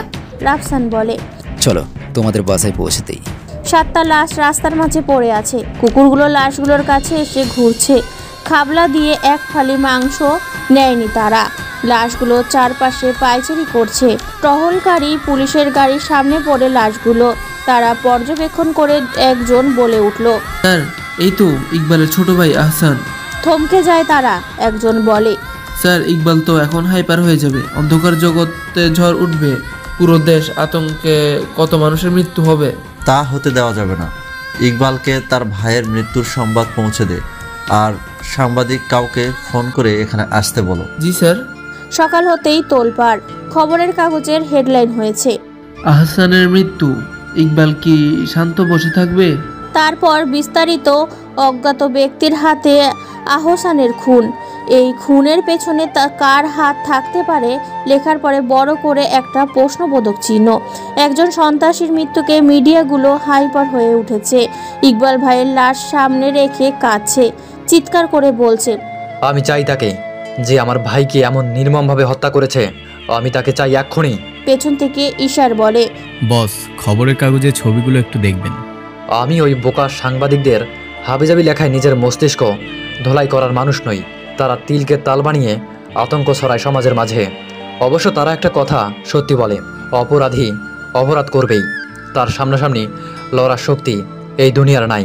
অপরাধ যখন একদিকে শেষ হবে, অন্য দিক থেকে শুরু হবে। বস একবার দেখেন না আহসান ভাইয়ের ছবিগুলো, লক্ষ্য করুন একটু সবগুলো। আহসানের লাশের সামনে ঈশার খবরের কাগজ কয়েকটি ছবি এনে ইকবালের সামনে রাখে। চোখ বুলিয়ে মাথা ঘুরিয়ে নেয় ইকবাল, তারপর আবারও তাকায় সেই ছবির দিকে। আহসানের নিথর দেহ পড়ে আছে। ঈশার পেছন থেকে বলে, বস আহসান ভাইয়ের 2 হাতের আঙ্গুল পাশটা খেয়াল করে, আঙ্গুলের শেষ মাথায় রক্তের ছাপ, ঝাঁঝালো শক্ত কিছুতে লেখার মতো লাগছে। আর নিচে ছবিটা দেখেন বস, 2 পাশে 2টা অক্ষর লেখা, বাম পাশের আঙুলে ফ লেখা আর ডান পাশে রা লেখা। আহসান ভাই আপনাকে কিছু মেসেজ দেওয়ার চেষ্টা করেছে, কিন্তু কি সেটা বুঝে উঠতে পারছি না। ইকবালের চোখ ছলছল করছে। ছবিগুলো হাতে নিয়ে হাঁটু গেড়ে বসে পড়ে আহসানের লাশের পাশে, চিৎকার করে বলে, ভাই তোর খুনের বদলা আমি অবশ্যই নেব। যে তোকে হত্যা করেছে তাকে আমি নির্মমভাবে হত্যা করব, কথা দিচ্ছি ভাই। ইকবালের কণ্ঠ শান্ত করে ঈশারের কাঁধে হাত রাখে বলে, উষার তোকে কাজটা দিলাম, আহসানের খুনিকে বের কর। বের করতে পারলে তোকে আমার পুরনো বাংলো বাড়িটা দিয়ে দেব। পুরো 8000 স্কয়ার ফিটের বাড়ি, সুইমিং পুলের লালসা। ঈশারের চোখ ঝলসে যায়, লোভের নেশায় বলে ওঠে, বস তাকে খুঁজে আপনার পায়ের কাছে এনে রাখবো। ঈশা দাঁড়িয়ে থাকে। ইকবাল শোক প্রকাশ করছে। ভাইকে একটু পরে দাফন করা হবে। রাফসানের ঘুম ভাঙে। সূর্য তখন মাথার ওপরে। ব্রাশ করে একটা গেঞ্জি শরীরে জড়িয়ে বের হয়ে আসে রুম থেকে। সামান্য ক্ষুধা পেয়েছে তার। সামনে ফাস্ট ফুডের দোকানে সারিবদ্ধ নর্মাল বার্গার। তার মন চাইছে সেটা ক্ষুধার্ত পেটে চালান করতে। চলে আসে দোকানে। মামা বার্গার কত করে? 60 টাকা। রাফসান পকেটে হাত দেয়। মানি ব্যাগ নেই, খুচরো 40 টাকা পড়ে আছে পকেটে। মামা 40 টাকা আছে, একটা বার্গার দেন, 20 টাকা পরে দিয়ে যাব। আমি বাকি বিক্রি করি না, আর আপনারে তো চিনি না মিয়া। মামা দেন না, ক্ষুধা লাগছে, বার্গারে চোখ আটকে আছে, খেতে না পারলে ক্ষুধা মিটবে না। আরে মিয়া যান তো এখান থেকে, ক্ষুধা লাগলে পরোটা ভাজি আছে ওগুলো খান, 30 টাকা নিবনি। মামা দেন না, 20 টাকায় তো পরে এসে দিয়ে যাব। দেখতে তো ভদ্রলোক মনে হয়, এমন ছেঁচড়া কেন? তুই যা তো সামনে থেকে। রাফসান মাথা নিচু করে ফেলে। মামার কথাগুলো একটু কড়া ভাবেই বলেছে। সে সময় কতগুলো লোক তার দোকানে ঢুকে ক্যাশিয়ারের বক্সের ওপর পিস্তল রাখে নিলয়। আব্দুল তোর মাসিক চাঁদাটা দে তো। নিলয় ভাই আজকে না নিলে হয় না? তুই জানিস না আমাদের নিয়ম সম্পর্কে? আচ্ছা ভাই দিতেছি। বলেই আব্দুল মামা ক্যাশ থেকে নগদ 10,000 টাকা বের করে দেয়। নিলয় বের হতে হতে একটা কোল্ড ড্রিঙ্কস নিয়ে নেয় হাতে। কিছু বলছে না সে। রাফসান দেখছে এগুলো, কিছু বলছে না। নিলয় বেরিয়ে যাওয়ার আগে পেছন ফিরে তাকিয়ে দেখে রাফসান দাঁড়িয়ে আছে। পুনরায় দৌড়ে ভেতরে আসে সে। রাফু ভাই আপনি এখানে? সরি ভাই, আপনার এই খেয়াল করিনি। এমন অবস্থা কেন আপনার? 3/4 প্যান্ট আর নর্মাল টি শার্ট পরে রাস্তায় আপনি? সমস্যা নাই নিলয়, খুচরা 20 টাকা থাকলে দে তো। কেন ভাই? লাগবে দে। ভাই আমার কাছে তো 1000 টাকার নোট। তাই দে। নিলয় পকেট থেকে 1000 টাকার নোটটা বের করে দেয়। রাফসান আব্দুল মামার দিকে টাকাটা এগিয়ে দিয়ে বলে, এই নেন মামা, একটা বার্গার আর একটা কোল্ড ড্রিঙ্কসের টাকা রাখেন। মামা বড় বড় চোখ করে তাকিয়ে আছে রাফসানের দিকে। নিলয় ঠাস করে আব্দুল মামার গালে থাপ্পড় বসিয়ে দিয়ে বলে, তুই কার কাছ থেকে টাকা নিবি শালা? তুই জানিস ইনি কে? রাফসান নিলয়কে থামিয়ে বলে, ভাই থাম। আব্দুল মামা বার্গার দেয় একটা কাগজে মুড়িয়ে। টাকা নিতে চায়নি। জোর করে রাফসান তার টাকা বুঝিয়ে আবারও একটা থাপ্পড় দিয়ে বেরিয়ে আসে নিলয়দের সাথে। রাস্তায় নেমে নিলয় বলে, ভাই তাকে টাকা দিলেন কেন? সে তার কাজ করেছে, আমি ক্রেতা, কিনে নিয়েছি। জি ভাই। নিলয় বাজার থেকে টাকা তুলছে। রাফসান গাড়ির সামনে দাঁড়িয়ে পা গাড়ির ওপরে রেখে বার্গারের ওপর নিজের আত্মঘাতী কামড় বসিয়ে দেয়। চিবাতে চিবাতে বলে, পছন্দের জিনিস কম দামি হলেও সুস্বাদু। নিলয় টাকা কালেক্ট করা শেষ হলে রাফসানের সামনে এসে দাঁড়িয়ে বলে, ভাই হয়ে গেছে, চল তাহলে আড্ডায় যাওয়া যাক। গাড়িতে উঠতে উঠতে রাফসানের মোবাইলে একটা ফোন আসে। ফোনের স্ক্রিনে তাকিয়ে দেখে রুমান ফোন করেছে। সিটি কলেজের স্টুডেন্ট রুমান ফোন রিসিভ করে বলে, বল রুমান। ভাই, আমাদের কলেজের পাঠাগারের পিছনে ড্রাগসের আড্ডা চলছে। আমরা ধ্বংস হয়ে যাচ্ছি প্রায়। সিনিয়রদের প্রেশার সহ্য করার মতো না ভাই, প্লিজ সাহায্য করুন। ফোনটা রেখে দেয় রুমান। রাফসান নিলয়কে সিটি কলেজের দিকে যেতে বলে। নিলয় তাই করে। কলেজের সামনে গাড়ি থামিয়ে গাড়ি থেকে হকি স্টিক আর লাঠি নিয়ে ভেতরে ঢোকে তারা। পাঠাগারের পেছনে আসতেই দেখে 15 জন যুবক কোকেন নিচ্ছে। কয়েকজন ইঞ্জেকশন নিয়ে চিত হয়ে শুয়ে আছে। একজন বলছে, দোস্ত, ইংলিশ ম্যাডামের ফিগারটা দেখছিস? তার স্বামী। চুপ হয়ে যায় তারা। রাফসানের উপস্থিতি টের পেয়ে দৌড়ে পালাচ্ছে। নিলয় তার সঙ্গী নিয়ে তাদের পিছু ছুটছে। নেশার প্রস্তাবে তাদের শরীরের তাপমাত্রাধিক শক্তি সঞ্চয় হয়, যার ফলে দৌড়ানোর গতি একটু বেশি। রাফসান দেয়ালে টপকে তাদের বিপরীত রাস্তায় এসে দাঁড়ায়। মাতালগুলো সামনে আসতেই রাফসান তাদের ওপর আঘাত শুরু করে, কিন্তু লাঠির দুটো আঘাত এসে পড়ে পাশ থেকে যাওয়া মেয়েটার পায়ে। রাস্তার মাঝে শুয়ে পড়ে সে। জনগণ দূর থেকেই তাদের তাণ্ডব দেখছে। কেউ কেউ পুলিশকে ফোন করছে। রাফসান রাস্তার ওপরে পড়ে থাকা মেয়েটার কাছে যায়। তার পায়ে প্রচণ্ড আঘাত পায়। কাঁধে হাত দিয়ে সামনে আসতেই দেখে নীলিমা। রাফসান নিজের মাথা নিজেই থাপ্পড় মেরে বলে, সালা আন্ধা মেয়েটাই কেন আমার সামনে আসে বারবার। নীলিমার মুখ গম্ভীর হয়ে আসে। মুখ ফুটে বলে, আপনি কি রাফসান? আপনার কণ্ঠ আমার চেনা। অনেকদিন আগেই হোটেলে আমাকে কোলে তুলে বাসায় পৌঁছে দিয়েছিলেন, তাই না? রাফসান নীলিমার কথা শুনে মাথা চুলকায়। নিলয় তাকিয়ে আছে রাফসানের দিকে। রাফসান নিলয়কে বলে, নিলয়, এই মাতালগুলোকে পুলিশের হাতে তুলে দিস। আর এই কলেজে ড্রাগ সাপ্লাই করে কে খোঁজ নে। আমি এই মেয়েটাকে ডাক্তারের কাছে নিয়ে যাই। জি বস। নীলিমার হাত নিজের কাঁধের ওপর রেখে দাঁড় করায় তাকে। হাঁটতে পারছে না সে। গাড়ি পর্যন্ত কোলে তুলে নেয় তাকে। পেছন থেকে নিলয় বলে, ভাই সাবধান, সুন্দরী মেয়ের প্রেমে পড়ে গেলে বিপদ আছে। হাহা করে হেসে ফেলে সে। রাফসান তাকে নিয়ে হসপিটালে পৌঁছায়। নিলয় ওদের খেয়াল নিচ্ছে। হাসপাতালে নীলিমার ট্রিটমেন্ট হয়েছে। রাফসান দাঁড়িয়ে আছে বাহিরে। তখনই একটা অচেনা নাম্বার থেকে ফোন আসে। রিসিভ করতে অপর পাশের লোকটা বলল, ওই রাফু, তোরে বলছি এত তাড়াতাড়ি জামেলে যাসনি, কিন্তু তুই কি করলি? 7টা খুন করে ফেললি, যার মধ্যে একটা ইকবালের ভাই। কণ্ঠ শুনে বুঝলো এটা ডেভিড। রাফসান বলল, ডেভিড ভাই, পরিস্থিতি এমন ছিল যে খুন করতে বাধ্য হয়েছিলাম। তুই জানিস ইকবাল কতটা ভয়ঙ্কর হতে পারে? এর জন্য ওর একটা ইশারায় পুরো শহর ডুবে যেতে পারে পানিতে। ভাই, ইকবাল তো আমাদের সামনে মাছি মাত্র। রাফু, ইকবালকে শেষ করতে আমার একটা ইশারা যথেষ্ট, কিন্তু ওর হাতে এদেশের সবচেয়ে ভয়ঙ্কর 2টো প্রজেক্ট রয়েছে, যা আমি নিজে রাশিয়া থেকে তৈরি করেছিলাম একটা, আর একটা জাপান থেকে। সে 2টো হাতিয়ে নিয়েছে ইকবাল। ওই প্রজেক্ট 2টো দিয়ে পুরো দেশটাকে চুটকির মধ্যে ধুলোয় পরিণত করে দেওয়া যাবে। শুধু তার জন্যই কি ভাই আমাকে তার থেকে দূরে থাকতে বলছেন? না, ইকবালের চতুর মস্তিষ্কের চাল তুই কখনোই বুঝতে পারবি না। তাকে আমি নিজে ট্রেনিং দিয়েছি। তার পায়ের মৃত্যু বদলা সে নেবেই। তুই কিছুদিন আন্ডারগ্রাউন্ডে চলে যা। আমি বাংলাদেশে আসবো খুব তাড়াতাড়ি। ভাই, কি প্রজেক্ট যেন বলেছিলেন? এগুলো এসে বলবো তোকে। জি ভাই। ডেভিড ফোন রাখে। রাফুকে নিজের ছোট ভাইয়ের জায়গা দিয়েছে ডেভিড, তাই বস নয় ভাই ডাকতে বলেছে তাকে। রাফুও ডেভিডের সব কথা পালন করে। আন্ডারগ্রাউন্ড হওয়ার জন্য মস্তিষ্ক একদম কাজ করা বন্ধ করে দিয়েছে। কেবিন থেকে ডক্টর বের হয়ে বলল, চিন্তার কোনো কারণ নেই, হালকা মুচকে গেছে, ব্যান্ডেজ করা হয়েছে, তাকে বাসায় নিয়ে যেতে পারেন। ডক্টরের মুখে বাসার কথা শুনতেই রাফুর মস্তিষ্কে আন্ডারগ্রাউন্ড হওয়ার জায়গা খুঁজে পায় সে।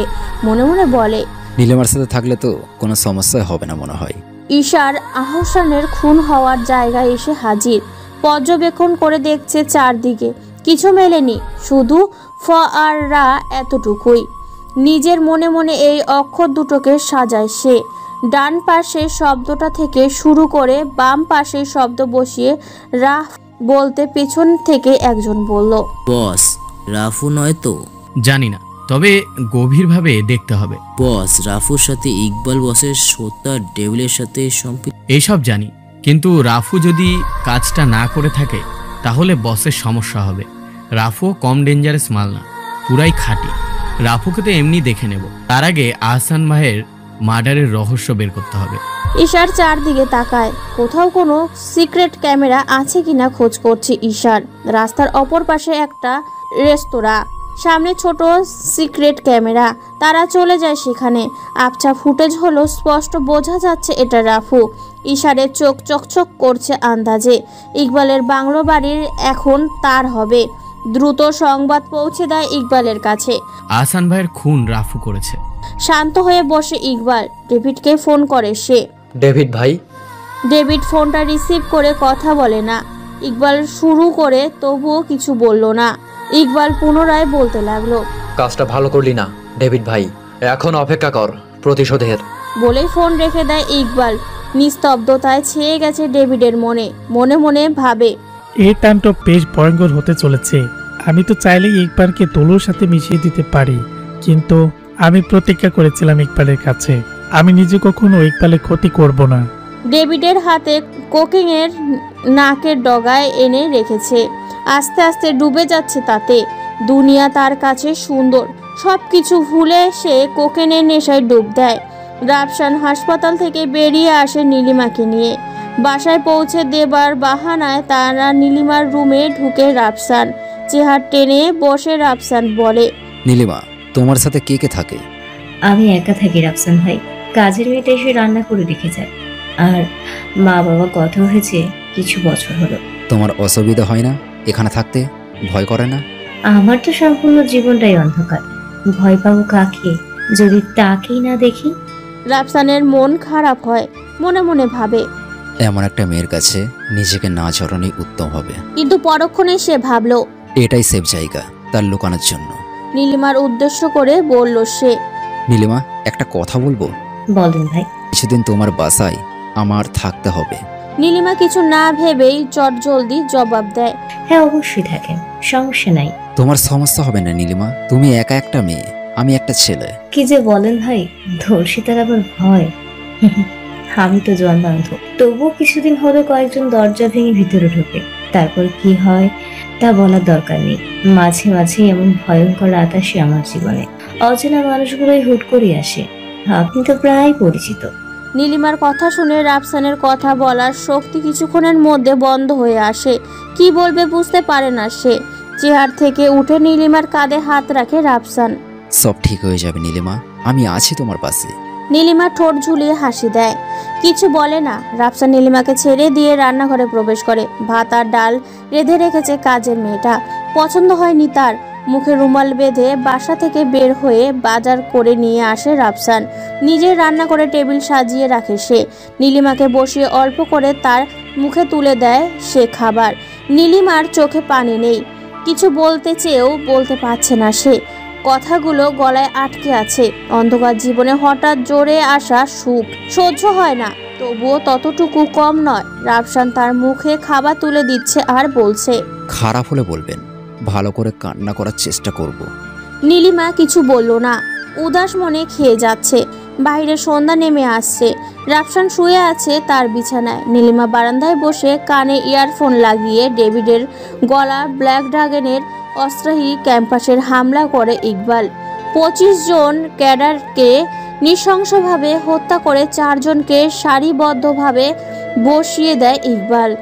2 জনকে মাথা বরাবর গুলি করে তাদের দেহ থেকে মাথা আলাদা করে ফেলে ঈশার। ইকবাল 3য় জনকে বলে, রাফু কোথায়? জানি না। 3য় জনের অবস্থা প্রথম 2 জনের মতোই মৃত্যু হয়। 4র্থ জন ভয়াক্ত কণ্ঠে বলে উঠল, রাফু বস লুকিয়ে আছে তাদের শেষ করার জন্য। বলেই নিজের মাথায় নিজেই গুলি করে মৃত্যুবরণ করে। ড্রাগনের জন্য নিজের জীবন উৎসর্গ করে দেয় সে। ইকবাল তার শরীরে আরও কয়েক রাফাট বুলেট ছুড়ে দিয়ে বলে ওঠে, রাফু এদেশের যেখানেই লুকিয়ে থাকুক না কেন তাকে আমি খুঁজে বের করবই। নৃশংস মৃত্যু তার অপেক্ষায়। নীলিমার দিকে ক্রমশ রাফসান আকৃষ্ট হয়। নীলিমা গুনগুনিয়ে গান গাওয়ার মনোযোগ দিয়ে শুনে সে শুকনো ঢোকে নিজের ইচ্ছে প্রতিফলিত করার স্বাদ জাগে। নীলিমা নরম ঠোঁটে খাবার খাইয়ে দেওয়ার সময় স্পর্শ করা হাতের আঙুল বলতে রাফু তুই ভালোবাসছিস তাকে, কিন্তু বাধা হয়ে ওঠে তার অন্ধকার জীবন। এমন এক জীবনে রাফসান জড়িয়ে আছে যেখানে থেকে পিছু হাঁটা সম্ভব নয়। নীলিমা ওর চোখে মায়া কাটানো সম্ভব না। রাফসান মনে মনে প্রতিজ্ঞা করে নীলিমার পাশে দাঁড়াবো, তার সাথে যত সময় কাটানো চাই সম্পূর্ণভাবে তাকিয়ে দেব। কথাগুলো ভাবতে ভাবতে বিছানা ছেড়ে ওঠে দাঁড়ায় রাফসান। নীলিমা পাশের রুমে সাউন্ড বক্সের ফুল ভলিউম দিয়ে গান শুনছে। রাফসান হাঁটছে সেদিকে। আজ 3 দিন সে নীলিমার সাথে এই রুমেই বসবাস করছে, কিন্তু ভুল করেও তার শরীর স্পর্শ করার অনুভূতি জাগেনি তার মনে। নীলিমার আকৃষ্ট করা দেহ যে কোনো পুরুষের ইন্দ্রিয় লালসা সৃষ্টি করবে। সুগঠিন ফিগার শকুনের মতো ছোবল মেরে নিজের আয়ত্তে নিতে চাইবে। রাফসান নিজের ইন্দ্রিয় লালসার ভ্রুক্ষেপ করেনি। বাজার থেকে 200 টাকা নিজের ইচ্ছে মিটিয়ে আসা যায়, সেখানে এক অন্ধ মেয়ের সুযোগ নেওয়ার বিবেকহীন মানুষের পরিচয় দিতে চায়নি সে। আজ কেমন যেন নীলিমার প্রতি আকৃষ্ট হচ্ছে সে, প্রেমের মায়া জড়িয়ে যাচ্ছে। হিংস্র পশুরও প্রেম হয় তার বিপরীত লিঙ্গের পশুটার প্রতি। মানুষ মাত্রই মায়া, মানুষের এই ভুলটা নিয়ন্ত্রিত হয়ে থাকে। রাফসানও সে ভুলে পা ফেলেছে। নীলিমার রুমে প্রবেশ করে সাউন্ড বক্সের গানটা বন্ধ করে দেয়। নীলিমা বুঝতে পারে রাফসানের আগমন। গুছিয়ে বসে সে। গলা কাটা 3 পিসের ওড়না ছাড়া দেয়ালের পিঠ ঠেকিয়ে বসেছে নীলিমা। রাফসান একটু দূরে বসে নীলিমাকে জিজ্ঞাসা করে, নীলিমা শোনো। হ্যাঁ বলেন ভাইয়া। মনে করো হঠাৎ এক ছেলে এসে তোমাকে বিয়ের প্রস্তাব করলো। ছেলেটা সুন্দর, উচ্চতায় তোমার থেকে 4 ইঞ্চি লম্বা, বডি ফিটনেস মাশাআল্লাহ, তুমি কি করবে তখন? সুন্দর কিংবা বডি ফিটনেস কেমন তা তো কখনোই আমি দেখতে পারবো না, তা নিয়ে কথা তো না বলাই ভালো। তাহলে তোমার কেমন ছেলে পছন্দ বলো? এই অন্ধ মেয়ের আবার পছন্দ অপছন্দ আছে নাকি? আমি ভেবেছি জীবনে বিয়ে করব না, কারোর বোঝা হয়ে থাকতে চাই না আমি। কি বললে নীলিমা? হ্যাঁ, যেটা শুনছেন সেটাই। নিজেকে এমন মনে করো কেন? আমি অন্ধ তাই। তোমার এমনটাই যদি কেউ মেনে নেয় তখন? সে তো করুণা করবে আমার উপর। না, সে তোমাকে ভালোবাসবে। আদৌ কি সেটা আমার কপালে আছে? যে কপাল আমার। মানুষের জন্ম, মৃত্যু আর বিয়ে সৃষ্টিকর্তার কাছে, সেটা বিশ্বাস করো। জন্ম নিয়েছি এই ভুবনে, সৃষ্টিকর্তার প্রতি বিশ্বাস আজন্ম কাল থাকবে। তাহলে এমন কথা কখনোই বলবে না। জি। ক্লান্তির নিঃশ্বাস ফেলে নীলিমা। রাফসান এসে বসে তার পাশে, শক্ত করে হাতটা ধরে বলে, আজ জন্মকালের সঙ্গী হবে। নীলিমা চুপ হয়ে যায়। কি বলা উচিত এখন? উঠে দাঁড়ায় নীলিমা। দেয়াল ধরে রুমের বাইরে চলে আসে সে। এ কদিন রাফসানের প্রতি দুর্বল হয়ে পড়লেও নিজেকে অসহায় মনে হয় না এখন। রাফসানের সামনাসামনি হতে চায়নি সে। চুপচাপ এসে বারান্দায় বসে। মন খারাপরা এসে জড়ো করেছে তার মনে। স্ত্রীর মনে কল্পনায় সে আকাশ দেখে। রাফসান বসে আছে সেখানেই। রাতের অন্ধকার নেমে আসে এ জগতে। নীলিমার রুমে আসে। রাফসান ইচ্ছে করেই তার ওড়নায় হাত জড়িয়ে রাখে। হাঁটা অবস্থায় ওড়না যখন বুকে এসে টান লাগে, বেসামাল দেহটায় এসে রাফসানের বুকে ঠেকে। ছোবল মেরে তার হাতটা নিজের করে নেয় সে। নীলিমার ফর্সা ত্বকের লালসে আভাস আসে। এক হাতে তার দেহটা আগলে রেখে অন্য হাতে নীলিমার এলোমেলো চুলগুলো কানের পাশে গুজে দেয়। নীলিমার ঠোঁট কাঁপছে ভীষণ আকারে। নরম ঠোঁটে নিজের বেখেয়ালি ঠোঁট মিশিয়ে ভাঙা কোমরে শক্ত করে চেপে ধরে। শিউরে ওঠে তার কোমল দেহ। ছুটিয়ে নিতে চায় নিজেকে, পারে না রাফসানের বাহু বলে। নিজের বিবেককে তালা বন্ধ করে রাখে সে। কিছুক্ষণ আগেই সে বিবেকহীন মানুষের পরিচয় দিয়েছে, এখন নিজেই তার ওপর ঝাঁপিয়ে পড়ছে। পুরুষ মানুষের মনটা কালবৈশাখী ঝড়ের মতো, এখন পরিষ্কার মুহূর্তেই কালো অন্ধকারে মেঘে আচ্ছন্ন। শকুনের মতো টুকরে টুকরে নীলিমার কোমল দেহের মাংসে নিজের ঘায়েস মিটিয়ে ক্লান্ত শরীরে পাশে শুয়ে পড়ে। অনাকাঙ্ক্ষিত মিলনে নীলিমার চোখে জল এসে যায়। সতীত্ব হারানোর বেদনা তাকে কুড়ে নিচ্ছে। রাফসান বুঝতে পারে। নীলিমার হাতটা ধরে তার হাঁটুর কাছে বসে রাফসান ঠোঁটের সাথে তার হাতটা মিশিয়ে বলে, নীলিমা, ছোট্ট মিথ্যাটা না হয় বলতেই পারতো তুমি। তোমার ছোট্ট মিথ্যায় আমাকে পশু বানিয়ে ফেলছে। তুমি ধর্ষিতা। এই মিথ্যাটা না বললেই কি হতো না? আচ্ছা চলো, আমরা কাল সকালে বিয়ে করি। নীলিমা চোখে জল, সে কোনো কথা বলছে না। রাফসান ফোন করে নীলিমার বান্ধবী নেহাকে। অপেক্ষা শুধু নেহার। কিছুক্ষণ পরে নেহা আসে তার বাসায়। নীলিমা কান্না বন্ধ করে তার সাথে গল্প করে। এক সময় রাফসান নেহাকে বলল, নেহা, তোমাকে যার জন্য এখানে ডেকেছি তা হলো আমি আর নীলিমাকে কালকে বিয়ে করব। তোমার কিছু কাজ করতে হবে। নেহা চমকে ওঠে। রাফসানকে তার ভালো লাগতে শুরু করেছিল। সে ভাবতে পারেনি তার অন্ধ বান্ধবীকে সে বিয়ে করবে। নেহা মন খারাপ হতে শুরু করে। উঠে দাঁড়ায়, সে বলে, ভাইয়া একটু সাইডে আসবেন? রাফসান উঠে নেহার সাথে পাশের রুমে আসতেই জোর করে রাফসানের ঠোঁট নিজের ঠোঁটে মিশিয়ে নেয় নেহা। নিজেকে ছাড়িয়ে বলল রাফসান, আপনি এগুলো কি করছেন? কাল আপনার বান্ধবীর সাথে বিয়ে আমার। আমি আপনাকে ভালোবাসি। হ্যাঁ, আমি নীলিমাকে ভালোবাসি। ও তো একটা অন্ধ মেয়ে। ওর থেকে আমি কম সুন্দরী নই, তার থেকে বেশি সুখী রাখতে পারবো তোমাকে। আমি তাকেই ভালোবাসি। আপনাকে এখানে ডেকেছিলাম তার আপন বলতে আপনি আছেন, তাই নিজেকে ছোট করবেন না তার কাছে। বাসা থেকে বেরিয়ে আসে রাফসান। নেহা মাথা নিচু করে আছে। সোডিয়াম আলোয় সিগারেট জ্বালিয়ে হাঁটছে সে। আজ কয়েকদিন পর বের হয়েছে বাসা থেকে। হঠাৎ করে কোথা থেকে উষা তার দলবল নিয়ে হাজির রাফসানের সামনে। সামনে থেকে দুজন রাফসানের ওপর হামলা করতে পেছন থেকে ঈশা তার হাতে ছুরিটা রাফসানের পিঠে ঘায়েল করে। গুঙিয়ে ওঠে সে। রক্তের স্রোত বয়ে যাচ্ছে তার শরীরে। শুকনো শার্ট ভিজে যাচ্ছে রক্তে। ঈশার হো হো করে হেসে ওঠে, চিৎকার করে বলে, আজকের পর থেকে রাফু নামটা এই দুনিয়া থেকে মুছে যাবে। রাজ হবে শুধুই ইকবালের, আতঙ্ক শুধুই উষারের। হা হা করে হেসে ওঠা ঈশার। রাফুর সামনে দুজনকে সস্ত জোরে লাথি মেরে সরিয়ে দেয় সামনে থেকে। পেছন থেকে ঈশার রাফুর ক্ষতস্থানে জোরে আঘাত করে। সামনের দিকে এগিয়ে পেছনের দিকে ফিরে রাফসান। মাজা সোজা করে দাঁড়ায় সে। ঈশার আতকে ওঠে। রাগান্বিত চোখে তাকিয়ে পিছনে হাঁটে সে। হঠাৎ করে ঈশারের সাথে ক্যাডারগুলোর মাটিতে লুটিয়ে পড়তে থাকে একে একে। রাস্তার আড়াল থেকে বেরিয়ে আসে নিলয়, সাথে সাথে ব্ল্যাক ড্রাগন প্রফেশনাল শুটার। সবার হাতে black AWM। 600 metre shooting range, প্রতি সেকেন্ডে 3 kilometre speed range, made in by Japan.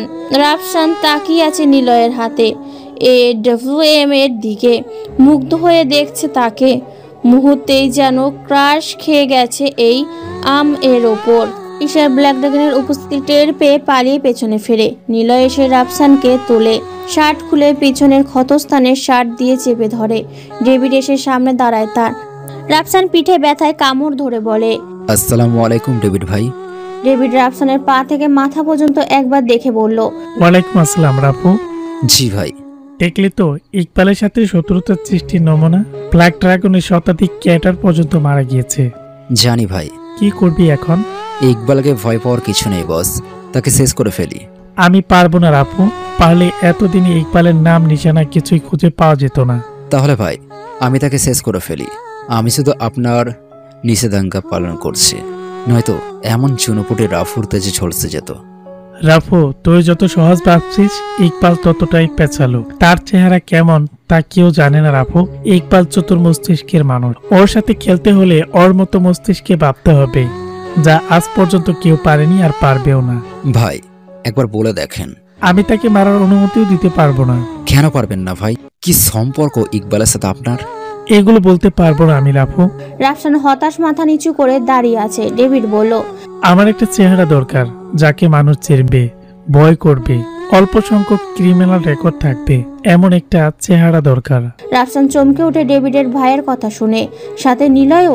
David আবারও বলল, ইন্টারপোল থেকে শুরু করে সিবিআই পিছু নিয়েছে। 17 দেশে আমার ডেট ওয়ারেন্টি জারি হয়েছে। এখন নিরাপদ নেই এখানে। রাফসান বলে উঠল, বস আমার চেহারা নিয়ে নিন। তুই রাফু, তোর চেহারা আমাকে মানাবে না। তুই একটাই জিনিস, সাধারণ কেউ লাগবে। ততক্ষণে রাফসানের ক্ষতস্থানে হালকা রক্ত ছড়া কমেছে। দু রাস্তার মোড়ে ফার্মেসি। নিলয় বলল, রাফু ভাই, আপনার ক্ষত স্থানে ব্যান্ডেজ করা প্রয়োজন। রাফসান কথা বলল না। নিলয় তাকে ধরে ফার্মেসির দিকে নিয়ে যাচ্ছে। ডেভিডও আসছে তাদের সাথে। ব্ল্যাক ড্রাগনের ক্যাডার তাদের দূর থেকে কভার করছে। ফার্মেসির কাজ শেষ করে পেন কিলার নিয়ে বেরিয়ে আসে তারা। হাঁটতে হাঁটতে রাফসান বলল, ডেভিড ভাই, কালকে বিয়ে করতেছি আমি। নিলয় রাফসানের কথা শুনে বলে উঠল, क्या बात है भाई? কি থেকে কি হলো? মেয়েটা কে ভাই? ডেভিড নিলয়কে থামিয়ে বলল, রাফু, আমাদের লাইনে সংসার পাতার স্বপ্ন দেখা বৃথা। ভাই, আপনিই তো বললেন রাফু একটা জিনিস, নিয়মটা আমি চেঞ্জ করি। মেয়েটা কি জানে তুই গ্যাংস্টার? হ্যাঁ, কিন্তু কিন্তু কি রাফু? মেয়েটা অন্ধ। মেয়েটা সুযোগ নিচ্ছিস তুই? না ভাই, তাকে ভালোবাসি। তাহলে যা খুশি কর। ডেভিড চুপ হয়ে গেল। নিলয় বলে, ভাই, খাওয়াটা কিন্তু বেশ জমজমাট হবে। পানি আনতে হবে কিন্তু ভাই। কালকে যা খুশি করিস। ভাই, আপনার বিয়েতে আমি সব কাজ করব, বাসর থেকে শুরু করে সাজানো গোছানো সব। আচ্ছা, করিস। ডেভিড চলে যায় তার গোপন ক্যাম্পাসে। নিলয় রাফসান দুজনই একসাথে বাজারে ঢুকে কিছু কেনাকাটা করে বিয়ের জন্য। ততক্ষণে গভীর রাত হয়নি। নিলয় রাফসান দুজনই নীলিমার বাসায় আসে। নীলিমা বসে আছে বিছানায়, নেহা তার পাশেই। রাফসানের উপস্থিতি টের পেয়ে বিছানা ছেড়ে উঠে দাঁড়ায় নীলিমা। রাফসান এসে তার পাশে দাঁড়িয়ে হাত ধরে। নীলিমা বলে, রাফসান ভাইয়া, শুধু রাফসান বলো। আপনার সাথে আমার কিছু কথা আছে। বলো। আপনি নেহাকে বিয়ে করুন, সে আপনাকে সুখে রাখবে। আমি তো অন্ধ, আমি আপনাকে সুখে রাখতে পারবো না। শুধু শুধু আফসোস করবেন শেষে। কথাটা বলেই চুপ হয়ে যায় নীলিমা। রাফসান নেহার দিকে তাকিয়ে নীলিমার গালে সজোরে একটা থাপ্পড় দেয়। বুকের মধ্যে টেনে নিয়ে শক্ত করে জড়িয়ে ধরে নীলিমাকে। আমি তোকে ভালোবাসি। তোর সাহস হয় কিভাবে অন্য মেয়ের সাথে বিয়ে করার কথা বলতে? তোকে তো আমি মেরে ফেলবো, শুধু বিয়েটা হয়ে যাক। নীলিমা রাফসানের বুকে মাথা রাখে পরম সুখে। শক্ত করে জড়িয়ে ধরে রাফসান। নীলিমা বলে, আপনি তো সেটাই পারবেন। কি জোরে থাপ্পড় মারলেন, গালটা পুরো পুড়ে যাচ্ছে। কোথায় দেখি? রাফসান নীলিমার গালটা তার চোখের সামনে। হাতের 5টা আঙুলের ছাপ বসে গেছে তার গালে। হালকা করে তার আঙুল দিয়ে গালটা ছুঁয়ে দেয়। সরি। নীলিমা অভিমান করেছে। নেহা তার মোবাইল রাফসানের নীলিমার গভীর ভালোবাসার ছবি ক্যামেরা বন্দি করে নেয়। রাত গভীর হয়েছে। নেহাকে বাসায় রেখে আসে নিলয়। রাফসানের সাথে নীলিমা তার রুমেই আছে। নীলিমা বিছানায় শুয়ে আছে, রাফসান ফ্লোরে ঘুমোইছে। নিলয় তার বাসার ছাদে এক কোণে বালিশ পেতে শুয়ে আছে। রাত পেরিয়ে সকাল। বাকি সব বিয়ে বাড়ির মতো তাদেরও ঘরটা সাজানো হয়নি। সামান্য ফুল দিয়ে সাজানো হয় রাফসানের বাসর। হোটেল থেকে 2জন শেফ ডেকে এনে বাসায় রান্না করায় তারা। ডেভিড আসে সন্ধ্যা রাতে। নীলিমার বান্ধবীও আসে কয়েকজন। খাওয়া দাওয়া করে সবাই বের হয়ে যায়। রাত তখন একটু গভীর। নিলয় মদ খেয়ে রাফসানের বাসর ঘরের সামনে শুয়ে আছে।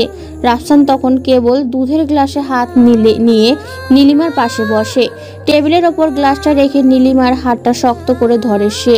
ঠিক সেই মুহূর্তেই ইলেকট্রিসিটি চলে যায়। অন্ধকার হয়ে যায় সমস্ত রুম। বাড়িতে অনেক মানুষের বুটের শব্দ। জানালার ওপাশে বিল্ডিংয়ে ইলেকট্রিসিটি আছে। রাফসান বুঝে যায় এটা চক্রান্ত, কিন্তু এটা কিভাবে সম্ভব? তার এই ঠিকানা কেউ জানে না। ফোনটা হাতে নিয়ে টর্চ অন করার পরেই হাতে স্পর্শে ফ্ল্যাশ মিডিয়া ঢুকে যায় সে। সামনের প্রথমের ছবিটা রাফসান আর নীলিমার ছবি। শুরুতেই বড় করে ক্যাপশন দেওয়া, একজন খুনির সাথে একটা অন্ধ মেয়ের বিয়ে। তারপর নিচে সেই দিকে রাতের আহসানের খুনের বর্ণনা। কাজটা নেহা করেছে। ক্রমশ ভাইরাল সে ছবি। সেখান থেকেই ইকবালের কাছে পৌঁছে যায় রাফসানের লোকেশন। কুট করে একটা শব্দ হয়। রাফসানের হাতে মোবাইলটা বুলেটের আঘাতে চূর্ণ বিচূর্ণ হয়ে যায়। নীলিমা ভয়ে রাফসানকে জড়িয়ে ধরে। ঠিক সেই মুহূর্তেই সম্পূর্ণ রুম আলোকিত হয়ে ওঠে। রাফসান তাকিয়ে আছে রুমের চারদিকে। দরজার সামনে ঝুলছে নিলয়ের মৃতদেহ। উলঙ্গ শরীরে ক্ষতবিক্ষত সে চিহ্ন। একটা বুলেট ফুটো করেছে তার কপালে। ইকবালের সাথে 30 জনের একটা টিম, সবার হাতে AWM 9mm। রাফসান চাইলেও এখন নিজের শক্তি ব্যবহার করতে পারবে না। অস্ত্র হাতে সবাই রাজা। ঈশ্বরকে রাফসান আগেই দেখেছে। ঈশারের পাশ থেকে ইকবাল বের হয়ে রাফসানের বুক বরাবর লাথি মেরে ফেলে দেয় খাটের থেকে। নীলিমা চিৎকার করে সাজানো ফুলগুলো টেনে ছিঁড়ে ফেলে ঈশার। রাফসানের হাত পা বেঁধে নীলিমার কপালে পিস্তল ঠেকায় ঈশার। ইকবাল রাফসানের ঠোঁট বরাবর সজোরে লাথি মারে। থুতনি ফেটে গড়গড় করে রক্ত ঝরছে। ইকবালের পাশ থেকে বেরিয়ে আসে ব্ল্যাক ড্রাগনের দুজন কন্ট্রোলার, রফিক আর আশিক। রাফসান তাকায় তাদের দিকে। ফাটা ঠোঁটে রাফসান বলে, বিশ্বাসঘাতক। ইকবাল রাফসানের গাল দুটো আঙুলের চাপে নিয়ে মুখ বরাবর ঘুষি মেরে বলে, তোকে আমি জীবিত রাখবো রাফু। কাছের মানুষগুলো মৃত্যুর যন্ত্রণা তিল তিল করে অনুভব করবি রাফু। অল্প অল্প করে কষ্ট দিয়ে মারবো তোকে রাফু। তুই আমার কলিজায় হাত রেখেছিস। বলে রাফুর হাতটা মুচড়ে ফেলে ইকবাল। চোখের সামনে রাফসানের এমন অত্যাচার নীলিমা দেখতে পারছে না। চিৎকার করতে থাকে সে। ঈশারের এক বুলেট নীলিমার কণ্ঠে ফুল স্টপ হয়ে যায়। চিৎকার করে ওঠে রাফসান। সবকিছু ঠেলে নীলিমার কাছে এগোতে চাচ্ছে সে, কিন্তু ইকবালের হাতে AWM দিয়ে রাফসানের মাথায় আঘাতে তা পারেনি। লুটিয়ে পড়ে ফ্লোরে। জ্ঞান হারায় সে। মৃত্যু হয়নি তার। সকালবেলা ডেভিড উদ্ধার করে রাফসানকে। শনাক্ত করে দুটো লাশ, নীলিমা আর নিলয়ের। হঠাৎ করে গাড়ি থামিয়ে ফেলে নিলয়। রাফসানের চোখে জল ছলছল করছে। পেছনে বসে শান্তা কান্না করছে। তানিম বলে উঠল, নিলয় যদি মৃত্যু হয় তাহলে তোর সাথে এই নিলয়কে? আর ডেভিড কোথায় গেল? এই নিলয় নয়, ও ডেভিড। তানিম মোটেও চমকায়নি। সে ধারণা করেছিল এমন কিছুই।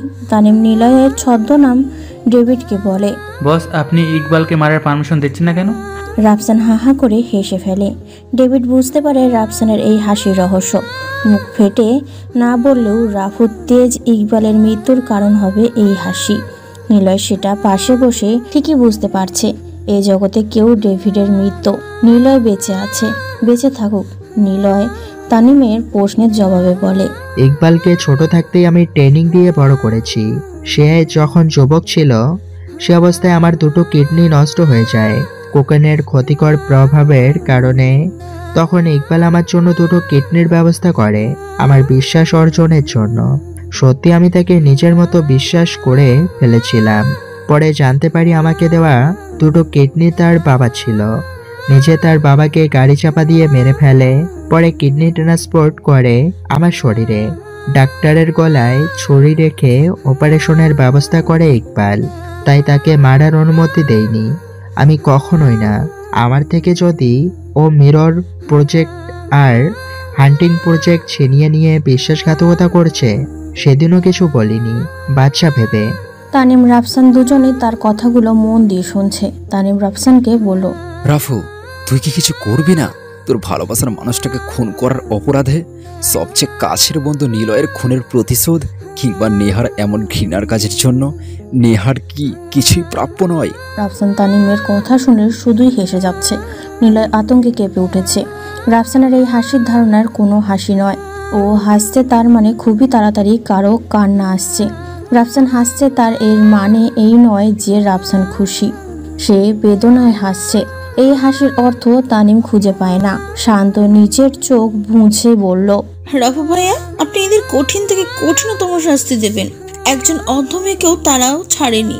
তাদের বেঁচে থাকার অধিকার নেই। আমি আপনার ছোট বোন হিসেবে বলছি ভাইয়া, তাদের বেঁচে থাকতে দিবেন না আপনি। রাফসান বরাবরের মতোই হেসে যাচ্ছে। চোখের কোণে জল জমেছে। পাশ থেকে নিলয় বলল, তোর সাহায্যের জন্য কি মাসুদকে ডেকে পাঠাবো?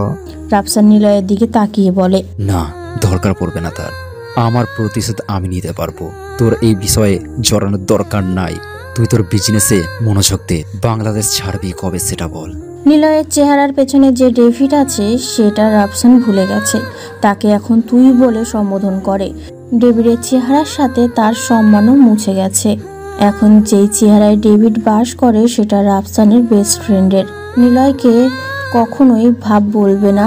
রাফসান এটা ডেভিড ভালো করেই মস্তিষ্কে গেঁথে নিয়েছে। গাড়ি চলছে তার গতিতে।